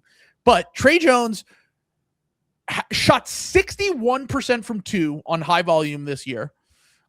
Is like a bit of a just like his brother, a bit of a assist to turnover merchant, but like the finishing ability, the ability to score inside the arc to me, this is more like a third guard type guy where it's just like a guy that you can have come in off your bench and create for you when either your stars go down or they're in foul trouble, or he's just kind of like this. I'm not trading for Trey Jones thinking that he's going to be like a key starter for me, but I'm thinking as like a replacement for my star creators or my starting point guard, just someone that can kind of play in a pinch and can do a little bit of like the fake star stuff where it's just like he can create enough. He's a really efficient scorer inside the arc. We're not going to he is kind of I know it's a bit like I said, like his brother, where he's just kind of like a throwback point guard. But the scoring stuff with him is just like every time I look up, like it's all like stars, like, and then him in terms of guys that are efficient scorers inside of the arc, that handle the ball, that are like a good assist to turnover ratio, can have random outbursts on a given night. To me, if I were a team that was just looking to survive the regular season, I would be targeting someone like Trey Jones, who, by the way, like is another guy that needs the ball. So like, you're not going to want to get him as like a complementary player to stars necessarily. Like he's probably going to have bigger roles for you in the games where they don't play as opposed to when they do play. But Chicago is just building a roster of players that need the ball. Like Caleb Wilson, you're going to want to have the ball. Matas Buzelis, you're going to want to have the ball. Josh Giddey, Dalen Swain, Trey Jones. Like at a certain point, they're going to have to make trades and get rid of something. Norm Powell even. Like I know Norm plays off the ball, but like he will have the ball. And like at a certain point, they will make some sort of consolidation trade. And if I could just get Trey Jones for second round picks, that is a regular season insurance policy guy for me, I would absolutely be interested in that as another team. Now, once again, it is like he's really small, and I don't think he's going to be able to play like high level playoff basketball by any means. But it is important to, like, we just saw what like teams like Atlanta are doing, just to be like, hey, if we have 3 injuries, which by the way, teams have all the time now. Yeah. Like teams just always have like 2 or 3 guys out. Someone like Trey Jones would be a really nice insurance policy for star players, star creators, guards on any given team. So I just think that he might be someone that you could probably get for like a second round pick, maybe 2 second round picks, because of the way that Chicago has built their roster. And I would be definitely interested in that if I were a team around the NBA, especially someone like Minnesota who has LaMelo Ball. And it's like LaMelo might miss 30 games and we need someone just to like fill in. Like, I think he could be fine doing that on like random nights in the regular season. Yeah. I mean, I think I think the bottom line, I think you kind of nailed it, where it's like the expectation, you know, what is this guy doing for us, right? Like, what is this guy's role and what do we expect of him? Because I do think the wheels would kind of come off in the playoffs, just because that's like not how we've kind of gotten away from the true point guard, like archetype, you know what I'm saying? Like being a valuable, like playoff contender. But if you're just looking for somebody to kind of elevate your regular season team and kind of like do that stuff like at cost, I think he's like one of the better guys for that, to be totally honest.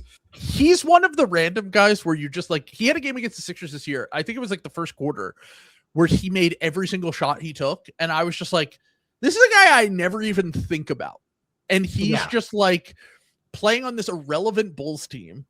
And like, once again, I know it is like a league is talented thing, but he's probably high on the list of like, if you just started watching the NBA and you catch a random game, you're like, oh, so he's an all-star? And then you're like, oh no, he's like, on a good team, he'd be like the 8th man or whatever. That honestly, that's exactly how I felt about Mamu like a year and a half ago. Or like years ago. Like I was like, who the fuck is this guy? And how is he fucking killing us every, like, why is he on this dog shit Spurs team? Like, it was very, he's the 4th best player on a title contender, right? Apparently, yeah. I mean, he was. I genuinely think they're gonna Raptors are gonna miss him. Like, their regular season offense is going to be demonic. I'll say that much. Yeah. Just from the perspective of whenever they have Reeves and Luka on the court, they have like a 125 offensive rating when those two are playing together. And then you add in Walker Kessler, who at a minimum is better than DeAndre Ayton. Yeah. And then you add in Mamu in the Rui spot, and you're like, okay, like they're going to have a really good regular season offense because of that, I think. Okay. I'm going back to one of my classics. Job voice. What about the brother, Michael? Don't forget about the brother. You could go get the brother, Michael. I'm calling up the Washington Wizards, and I'm saying you have a Champagny. We saw a delightful resurgence from is it Justin? It's Justin's on the Spurs, correct? Yeah. No, it's Julian. Julian's on the thing. Okay, so this is Justin I'm trading for then. Yes. I'm just saying, like, he's had like maybe I'm totally misremembering this. I probably no. Before I go, he's like a GOAT offensive rebounder. This is what I'm saying. Like, he's like, his VORP is kind of nuts. You know what I'm saying? Like, he's kind of a good like at cost like thing. And I don't know, like the Wizards are quickly turning into one of those rosters where they don't really have playing time despite being kind of bad. Like they have a lot of guys that are going to kind of need minutes. And again, like injuries kind of happen, but I think like Champagny's probably going to be like a victim of some of this. Like, I don't think they're ready to cut bait on like Bilal right now. I would kind of try to sneak in and see if I can steal him. Like, because I think he's another guy who could kind of pop for a contender that's kind of like looking again. I don't want to bring the Thunder up again, but like if I'm looking for forward depth, and a lot of contending teams are, he's like kind of exactly the type of guy that I'm like trying to like rescue from like on a dumb bad team. I know I already did this with like Keegan Murray, but this is like the at cost version of that. Unfortunately, I think a lot of people have the same thought as you. And I think that Washington has recognized that. Okay, and they're like, we're not. But I think that he's like, to me, if I thought that he were realistically available, I think that I just have heard like, they're like, we're good. Like, because I think they have so few normal role players on that team. Yeah. And they're like, to me, the guy, now I don't think he's going to have the ball as much as this player and like run actions as much. Yeah. To me, the comp for him is like a Josh Hart type. Yeah. Where it's just like he's like an insane 2-3 rebounder who I think he's pretty good on defense. I honestly don't know that much. I really did not watch him enough, but I know the rebounding is out of control because he had a game against the Sixers where I was just like, this guy is unstoppable in the glass. And he averaged 10 rebounds per 36 last year. The previous year, he averaged 9.4. He averages 3.8 offensive rebounds per 36 as a 2-3. He averages 15 points per 36. And so he's basically, and he's an average 3-point shooter. Good scorer inside, 60% from 2, 34.6% on his career on okay volume from 3. Like he is, if he were available, like this is the kind of guy that if I were running a team, I would just be like, should we just try to trade like a protected first round pick for this guy and see if we can get him on a scam contract? Because if that hits, then we look like fucking geniuses. Like I honestly, before this year, before like he kind of had like, I wouldn't even say a breakout, but like he was on radars. Like that was I would obviously would not have given up a first round pick before this season, but like, and to be clear, it would be like a top 18 protected first or whatever. But like for the Sixers, those would be the kind of guys that I was looking for, where it was just like a little bit undervalued, have elite skills, fit what we kind of need. And I do think that he is someone that if the Wizards are competitive this year, he's the guy that gets all the podcast love. That is like, oh man, like he's like such a fun role player. He's going to come off the bench for them. And you are right that they do have this like, okay, so I'm looking at his defensive impact metrics. They're kind of mid, but his offensive ones are great because of the offensive rebounding and the scoring. The metrics being kind of mid on that team, though, kind of doesn't that kind of indicate that he's pretty good? Like because that team's been horrible for Sure. Unless they're like rate adjusted or something, in which case that's not good. But you know, whatever. Well, to me, that stuff is so context dependent. Where it's just like, oh, this player was bad. Yeah. And it's just like, oh, this player was bad. And then he like a few years ago, those stats probably hated I'm trying to think of like PJ Washington when he was on the Hornets. And then he went to the Mavs and was like pretty good on that end and was like actually an impactful defender until they fucking lost their mind and traded Luka.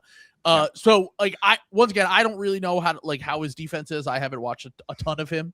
But the rebounding numbers on itself are just like crazy, and I do think that they're starting to realize like we need guys like this just because we've really made so many bets on like star guys now with AJ and Trey and AD. We need normal role players that will fill in the gaps on these teams. But the Bilal and like Will Riley, like they're definitely getting a little bit deeper on the wing with Keyshawn George. Like they have. Yeah. If any of these guys pop and Champagnie, they can't come to a contract extension agreement, I might, if I were a team, once again, like OKC, in the comments, OKC fan is saying that OKC guys have wanted them. Absolutely, those kind of teams should be trying to chase. If you just have like random picks to throw out, that this is the kind of guy that I would be going after for sure. But I do think I wonder if like, remember how like a few years ago, like the meta was like shooting? Yeah. And now the meta is like offensive rebounding and possession creation. Yeah. I think like every nerd front office in the NBA was like looking at this guy like, man, if they would be stupid enough to trade him, we should go get him. It does kind of see it. Honestly, it's specifically offensive rebounding. It does seem like, all the fucking dorks are locked in on that. Yeah. So we're going to see. We're going to see. I would keep my eye on him is all I would say. Well, Houston, I was going to say Houston, Michael Pena from the Ringer saying Houston is a sneaky contender, which I think is absolutely fucking insane. But they're going to dominate on the offensive glass again when they're healthy again next year because that's all they ever do. Yeah, I mean we're going to see what you can do with that. I mean, it did work for the Knicks. Now, did the Knicks have a very different offensive context? Yeah, sure, but it did. But all of their guys, I would say, I mean, between Hart and Robinson. Yeah. And I think OG's a pretty good offensive rebounder. I don't know if he's like an elite one, but I'm like they certainly, but obviously those guys, they also had the star guys in place and the defensive infrastructure in place to make all of that work. But once again, you just seems like these guys are more useful than ever, and especially in the regular season. Yeah. So, all right, we've done. All right, let's see. I've done Ron Holland, who's the second draft guy, Jared Allen, who was a former star, Trey Jones, who's just kind of like a bench guy. I've thrown out a few names of people. All right, let's pivot back to some pervert draft, second draft stuff. Let's go. Day'Ron Holmes from the Denver Nuggets. Oh, my guy, former Dayton Flyer. Second draft has not worked out. One of the more cursed careers so far. Tore his Achilles his first game at Summer League. Has not really gotten a ton of opportunity at all on a Nuggets team that honestly might have to give it to him this year because they didn't make any. The Nuggets had a really weird offseason where they were just like, all right, we're going to figure out the pay. It's kind of similar to what the Sixers did last year, where it was just like, all right, we're just going to wait and see what happens because although the Sixers got VJ Edgecombe, which obviously was kind of a boost for them. But the Nuggets kind of are like, all right, we're going to wait for the Peyton Watson thing. It was Quentin Grimes for the Sixers last offseason. We're going to see what happens with that, and then we're going to figure it out from there. But you look at their big depth. They lost Jonas Valanciunas. He went back overseas. They only signed Marvin Bagley. I do wonder if they view him in the same way that I might be viewing him now, where it's just like, we kind of need someone. And right now their big room is like Trayvon Brazil's a 4, like, but it's like Trayvon Brazil, who's really more of just like a big wing. Marvin Bagley and Day'Ron Holmes are like the main guys off of their bench as bigs. And I'm wondering if they're making a similar bet on Day'Ron Holmes where like he just had a nightmare start to his career. And we both liked him in the draft. Well, I loved him in the draft. Yeah. Big, skilled. I'm pretty sure that his shooting in the G League has been good. And so he's 6'9", 225. let's see, he only shot 31% from 3 in the G League, but he shot 8 threes per game in the G League. And that's you want to see the volume from him. Yeah. The volume, you want to see he scored decently in the G League. He averaged 4 assists per game in the G League. That's what I liked about him, was that he had a little bit of creation upside. And when he went to Denver, I was like, oh, for fuck's sake. I'll never get that.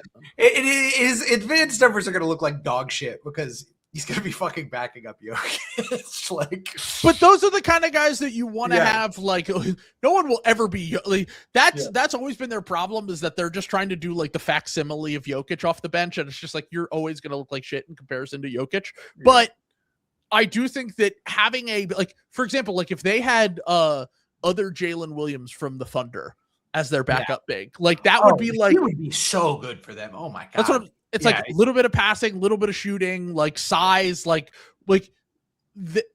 that's what you hope that Daron Holmes can become, where it's just like he has a little bit of creation juice. He's at least a willing 3-point shooter. And he has size, and they're just so desperate to find someone like that. Like, I just thought about it, like how many draft picks and I know some of them were 2nd round picks, but like Brown hit and Watson hit. And other than that, it's just like all the guys that they took. I don't know if you remember this. I didn't remember this. Calvin Booth and Mike Malone, when they were like going at it, they waived Colin Gillespie because Malone, I saw this, a Nuggets fan brings up. They waived Colin Gillespie because Malone wanted to play him over Jalen Pickett. And Booth was like, no, you have to play Jalen Pickett because I drafted him.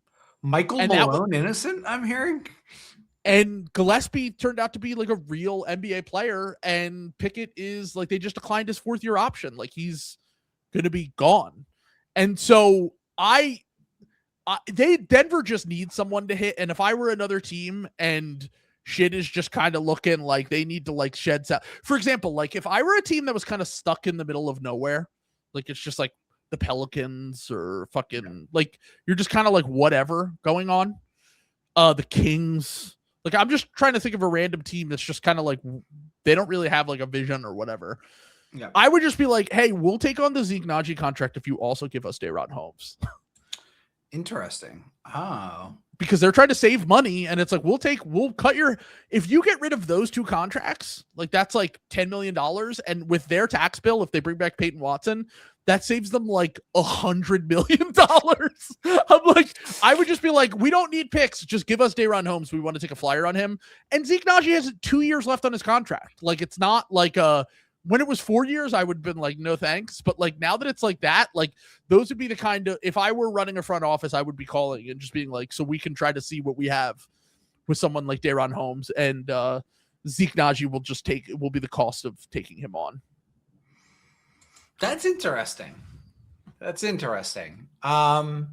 Yeah, I mean, I would do that. I go back to your original point, though. I just don't think he's going to be available just because I think they're stuck, like you were saying. Yeah, they kind of need him to pop. Yeah, I don't think that they're going to be in the business of trading him unless it's for like somebody good, and somebody. That's the Champagny thing too. Yeah, where it's like they know that everyone else wants him, and Daron Holmes obviously does not have the same rep as Champagny. Like he hasn't been a playable good NBA player like Champagny has in spurts.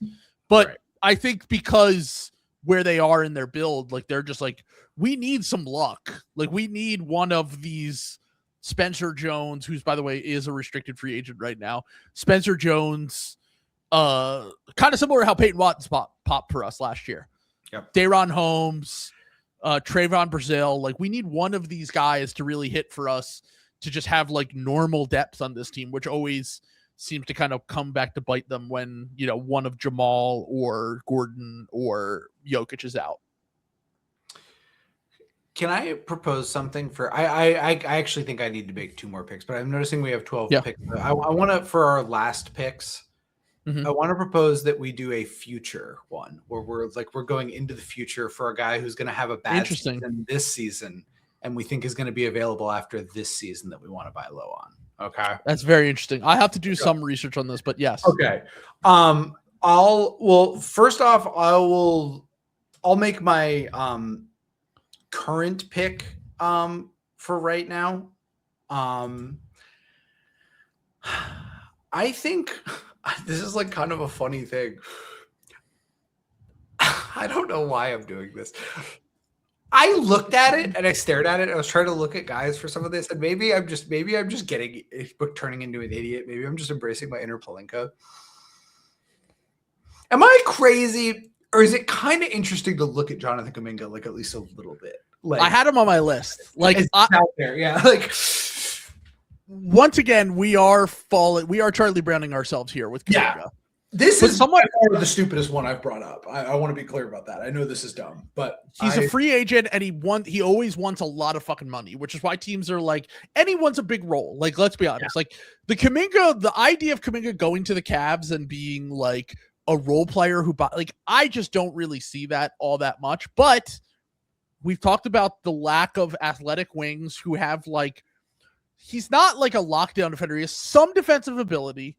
He has some scoring chops, and I do think that he's just going to be someone that eventually has to settle for a non-star role. Now, is it now or is it 3 years from now? Probably 3 years from now. But I do think that there is, he has had good games in the playoffs. And I kind of see him as obviously the defense is like a fucking gulf between these two players. I kind of think he could be like a very, very poor man's OG Anunoby for some teams. It's a different flavor of OG Anunoby. He's not a defender like that, but the OG Anunoby we just saw in the playoffs who kind of buoys you at times when your stars aren't there. So the two guys I've compared him to are if you wanted to talk about reclamation project wings that have hit and helped teams are Andrew Wiggins and PJ Washington. Where it's just Washington is probably a better comp than what I was saying. Yeah, for sure. Than OG. Yeah. Well, I mean, you said a poor man's middle class OG or whatever. Right. He's obviously not OG, but this idea that he is going to buy into that role is just really hard for me to see right now. My thing with Kuminga, someone said earlier that the Clippers were in the Discord said the Clippers were interested in Kuminga and a sign and trade. And I was I would absolutely rather have him than Benedict Mathurin. I just think that he is a better player than Benedict Mathurin. And they both are massively flawed in very similar ways. But I trust Kuminga more on defense. I trust him more even as a rebounder, which is not his strong suit.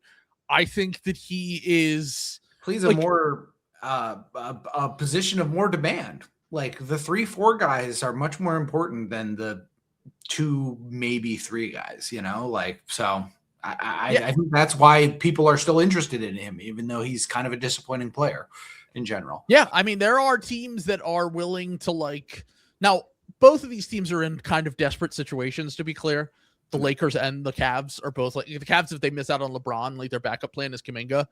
And I don't know what the value is there, because is that just Max Strus and second round picks in a sign and trade? Because I would do that. I'm just there will be a team that gets something out of this guy one day.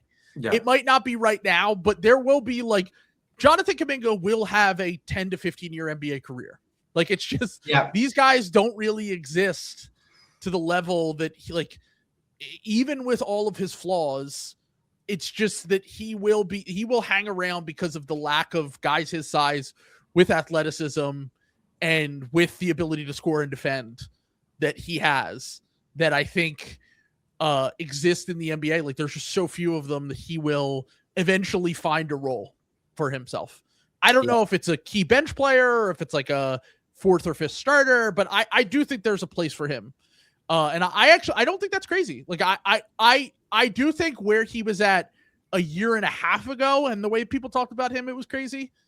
But now that every team's kind of we're good. I would take the risk. I don't even know if it's that much of a risk. If a team is just massively starved for wing play, sure, why not? So yeah.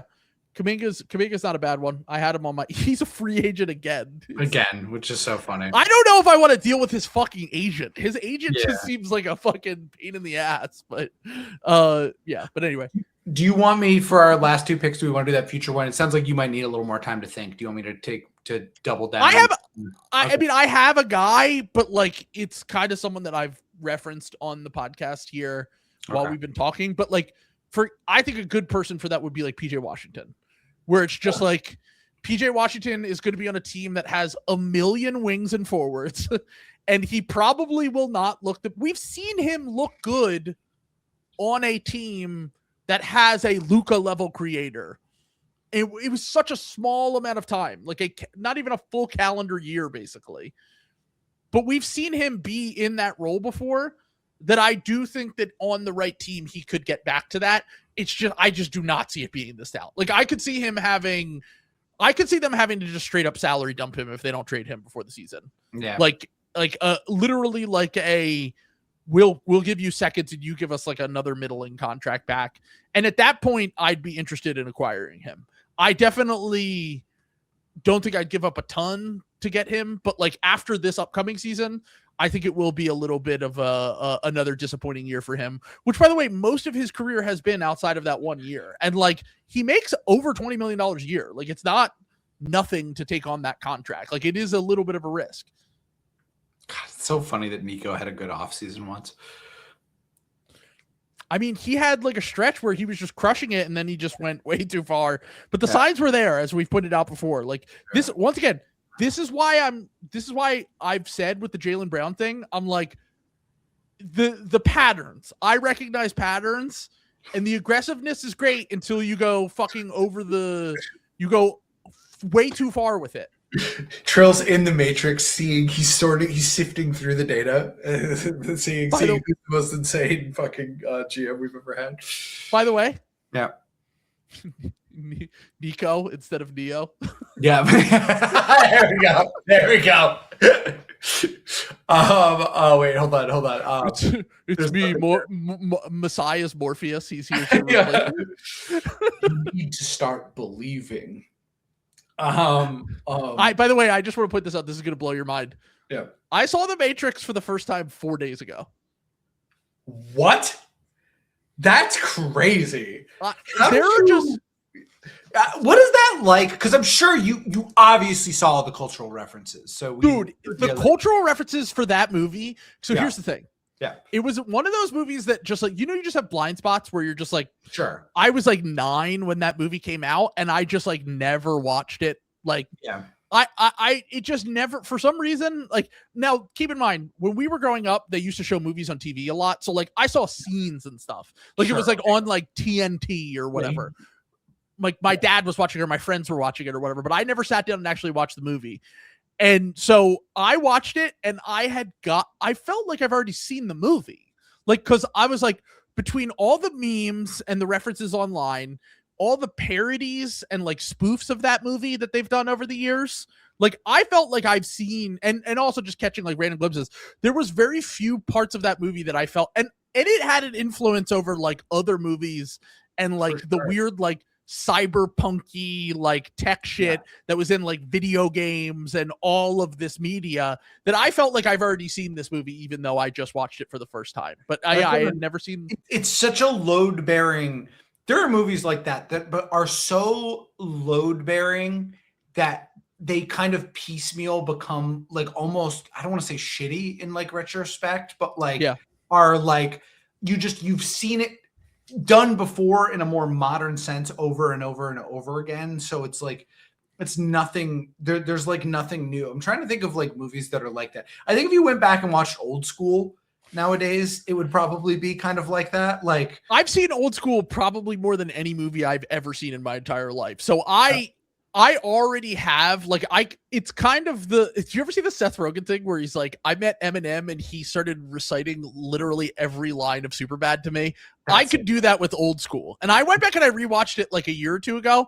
And some things obviously haven't aged well, but most of it is still pretty funny. But I would say the better example of that though is Anchorman, where it's like Anchorman and Step Brothers just got done to death, where it was just like, God, the amount of times it got quoted, the amount of times it got parodied, the amount of times all of this shit that was just culturally relevant. Old School didn't have quite like the like grip on our society in the ways that those movies did. Go back and watch those movies, especially Step Brothers. There's some real. Are you aware of the Roger Ebert review of Step Brothers that Will Ferrell has been talking about on his recent press tour? No. He said I that. or hate it. No, he said it was literally the downfall of Western civilization. That's why he's the GOAT, dude. Even we don't have critics like that. We need to bring back like real critics, dude. Like, that's so cool.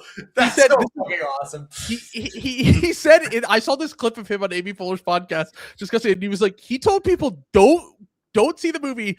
Tell people in your life not to see this. We cannot encourage them making movies like this because it will be the beginning of the end. And I'm like, did he kind of cook? Like, maybe he gotta go. I want to know what Ebert thought of Jackass. If he thought he definitely has reviews out there because they were.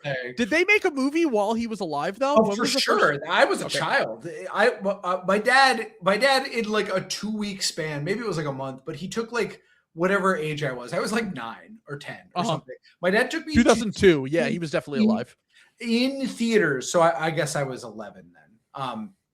But my dad took me to see in theaters back to back South Park Bigger, Longer, Uncut, and Jackass. South Park Bigger, Longer, Uncut. I watched that movie like 100 times when I was like 11 years old. Or Shut your fucking face, Uncle Fucker. That's such a classic film. Blame Canada, blame Canada. But to go back to The Matrix, The Matrix is one of those movies where it's like it's so. I think it's such a triumph in terms of like filmmaking because it is so culturally relevant in so many different ways. The allegories in it make total fucking sense. And then also when you go back and you look at the Wachowski sisters now that they're both out as trans, and the movie is all of a sudden like, like it's a very layered movie for sure. Yes, it's one of the culturally like one of the more impressive movies out there for sure. Also like one of the most prophetic movies ever. Like, sure. Oh my god.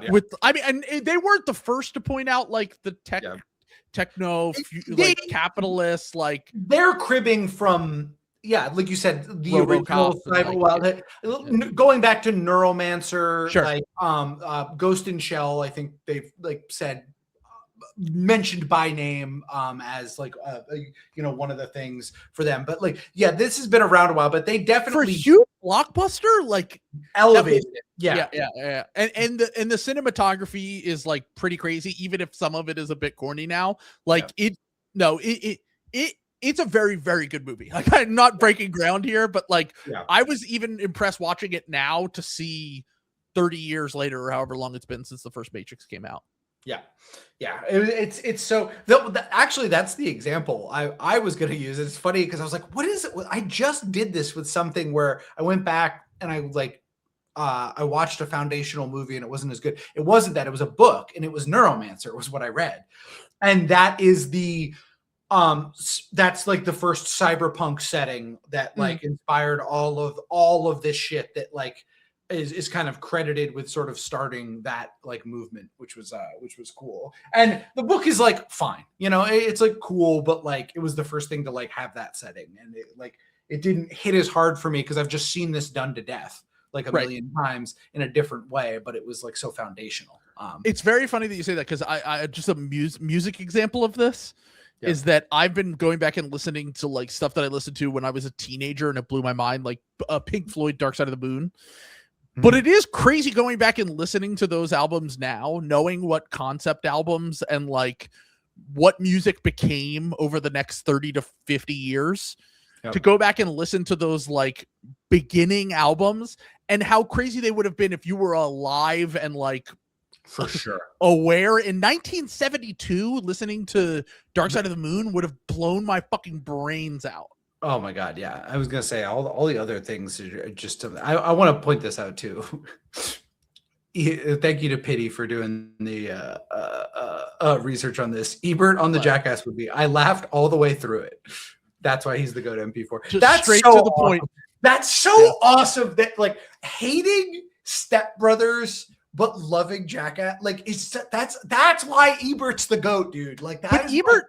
Yeah. Ebert's whole thing was kind of like, he was a bit of a poptimist before poptimism existed. I don't know if you're aware of this, but he was the first one that gave like real reviews to like what movies they saw, movies that they thought they were above like reviewing and critiquing. And like, he was like, you can't compare Superman to The Godfather because Superman is a completely different thing, but it's good for what it is.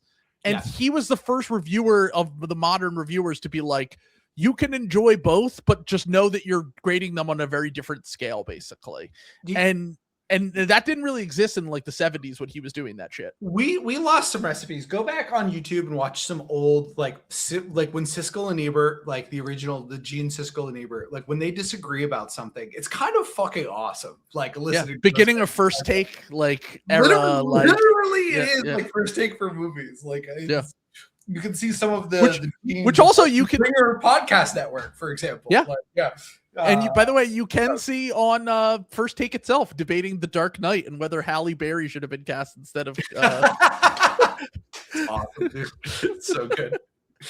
Tell me, Skip was the one making the Halle Berry character. No, it was Stephen A. I assumed it was Stephen A, but it would be so much funnier if it was Skip. I was hoping it was Skip that was making this. I'll close this out. My pick for this is Şengün.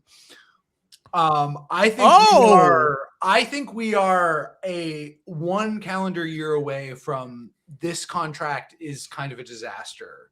Like that's a great five alarm fire. It might not be. I might look really stupid if he like is amazing next playoffs, but like I think that he is somebody who might have like straight up negative trade value next offseason if some things go wrong, and especially if the playoffs in particular look really nasty.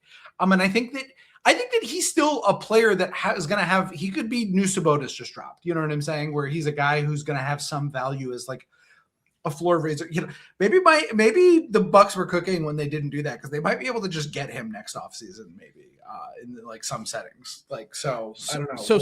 So someone posted this on Twitter because I think this is a great choice. Yeah. Kind of similar to the Jalen Green thing, to be honest with you. Like they had to basically, I know that they got Kevin Durant back, but like Kevin Durant's trade value was an all-time low, and they gave up the 10th pick and Dylan Brooks, who was good for the Suns, to do that. Yeah.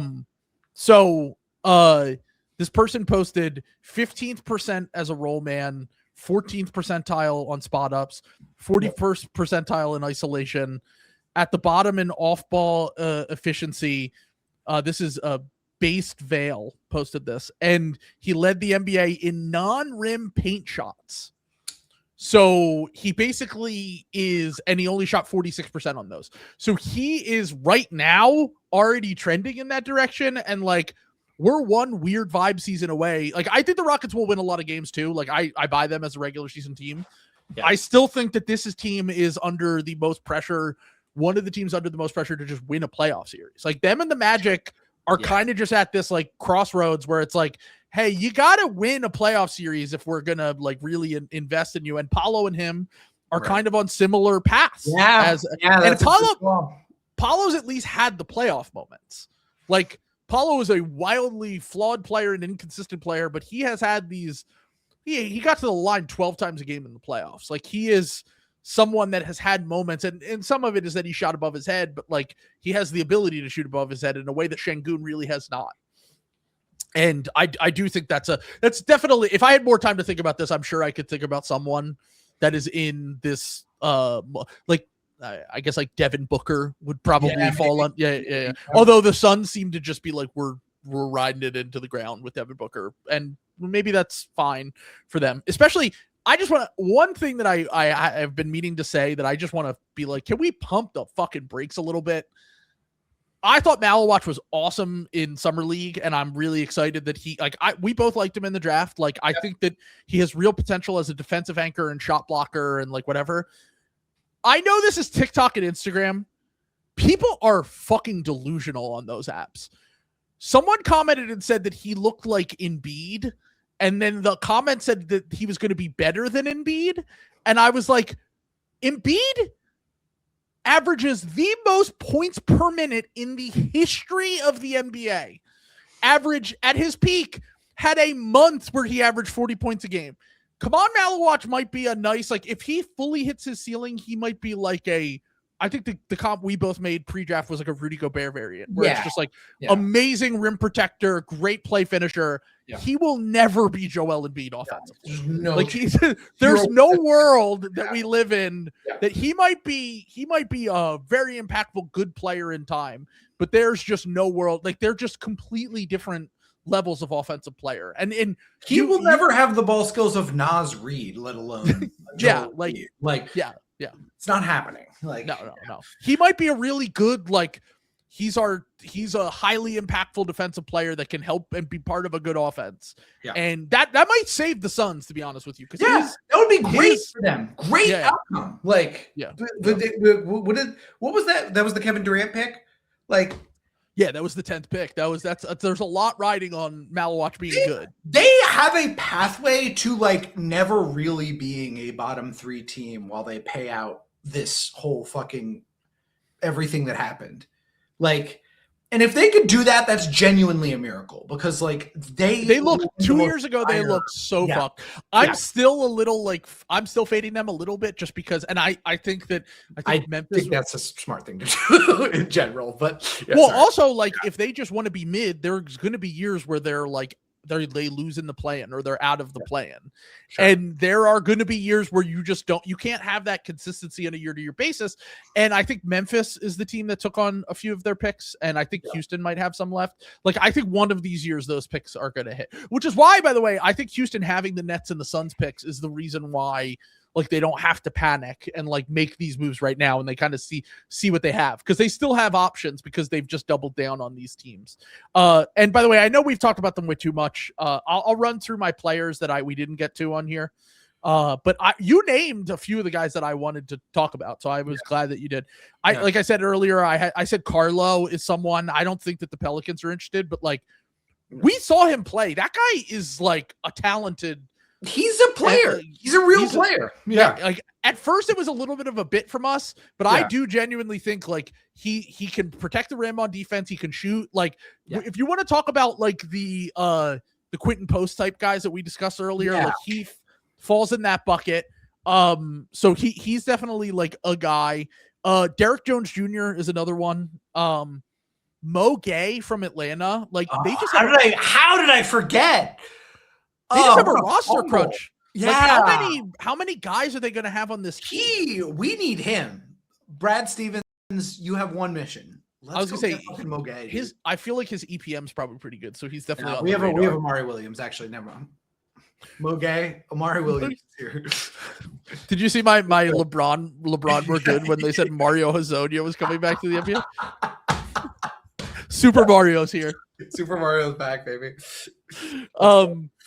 But the other guys that, and this is more of a shout to Will, who's been on this, but Aaron Holiday is an unrestricted free agent right now, probably going to get a veteran's minimum. Will's been doing a little bit of calculator ratting with him, and he has like, I think Will said it as like a Landry Shamet path, where it's just like he's a good shooter, he gets steals, and he just has like.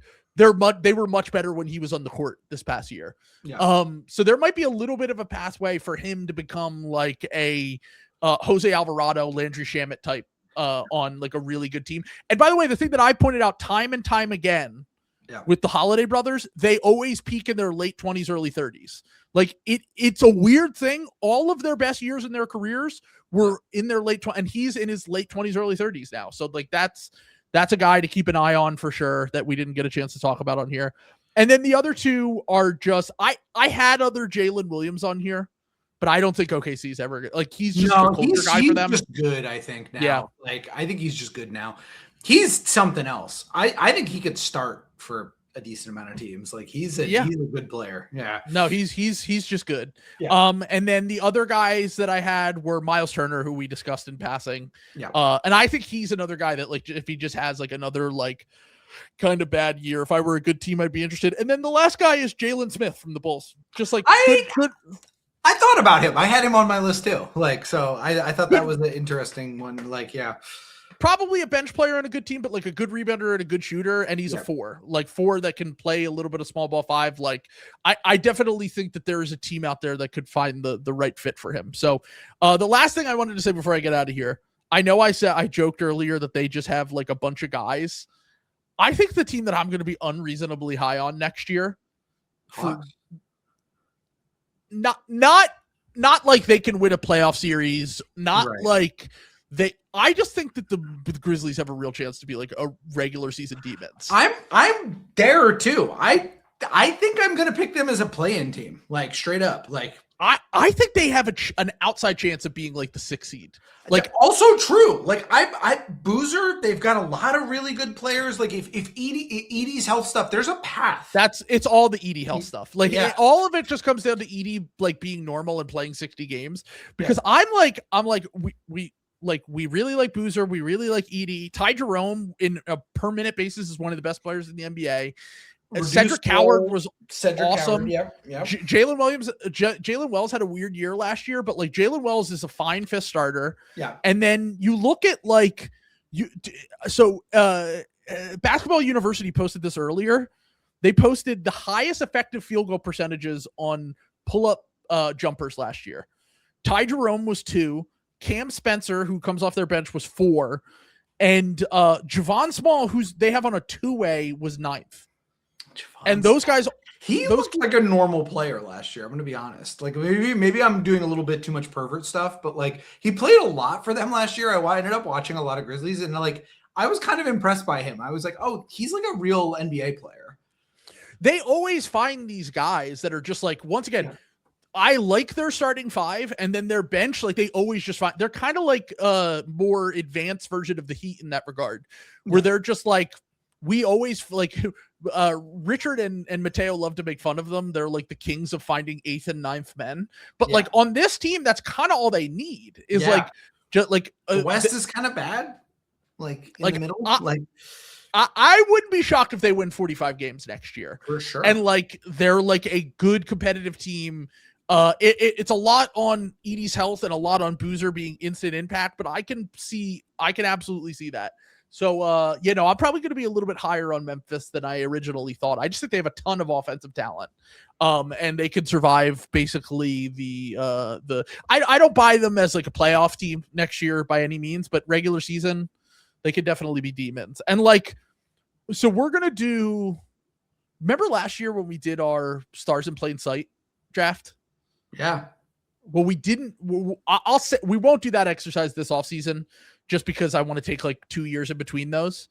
But a few guys that we named on that, like Edie was one of the guys we named that. I think Peyton Pritchard was one that we talked about. The Grizzlies just kind of feel like they have a bunch of guys that could really level up. Like, I think I took Ty Jerome in that draft too. And like Ty Jerome could level up. Cedric Howard could level up. Like, I just think they have a lot of growth, and they still have all these picks. Like, if they're good ahead of schedule, we could see them making like win now moves a year from now. And like, I disagree with that. This is a coward front office. They will a Cedric Coward front office. Yeah, this is a Cedric Coward. I don't care how good they are. They will not do anything for 7 years. They will do nothing. That is unfortunately the Marcus Smart trade. The Marcus Smart trade just broke their brains too. Yeah, it's so funny that like they were such cowards about making a trade, and then the one trade they made is like one of the worst trades in fucking like what? Yeah, I don't know. Whatever. It is what it is. Yeah. It's such a great thing. All right. We'll be back for the Patreon episode. I'm going on vacation next week, so we're gonna be posting some old slop up on the main feed, but we'll do Patreon episode later this week, and then we'll be back for the second Patreon episode a little over a week from now. So who knows? If we get enough people asking in the comments, maybe I'll do a video game centric episode for like an hour. Maybe I'll solo fly while Trill's on vacation. Man, people would eat that. Well, you could do it on here now. I forgot. You had. I have my fingies on the controls now, so I'll leave it up to you. There we go. Let's go.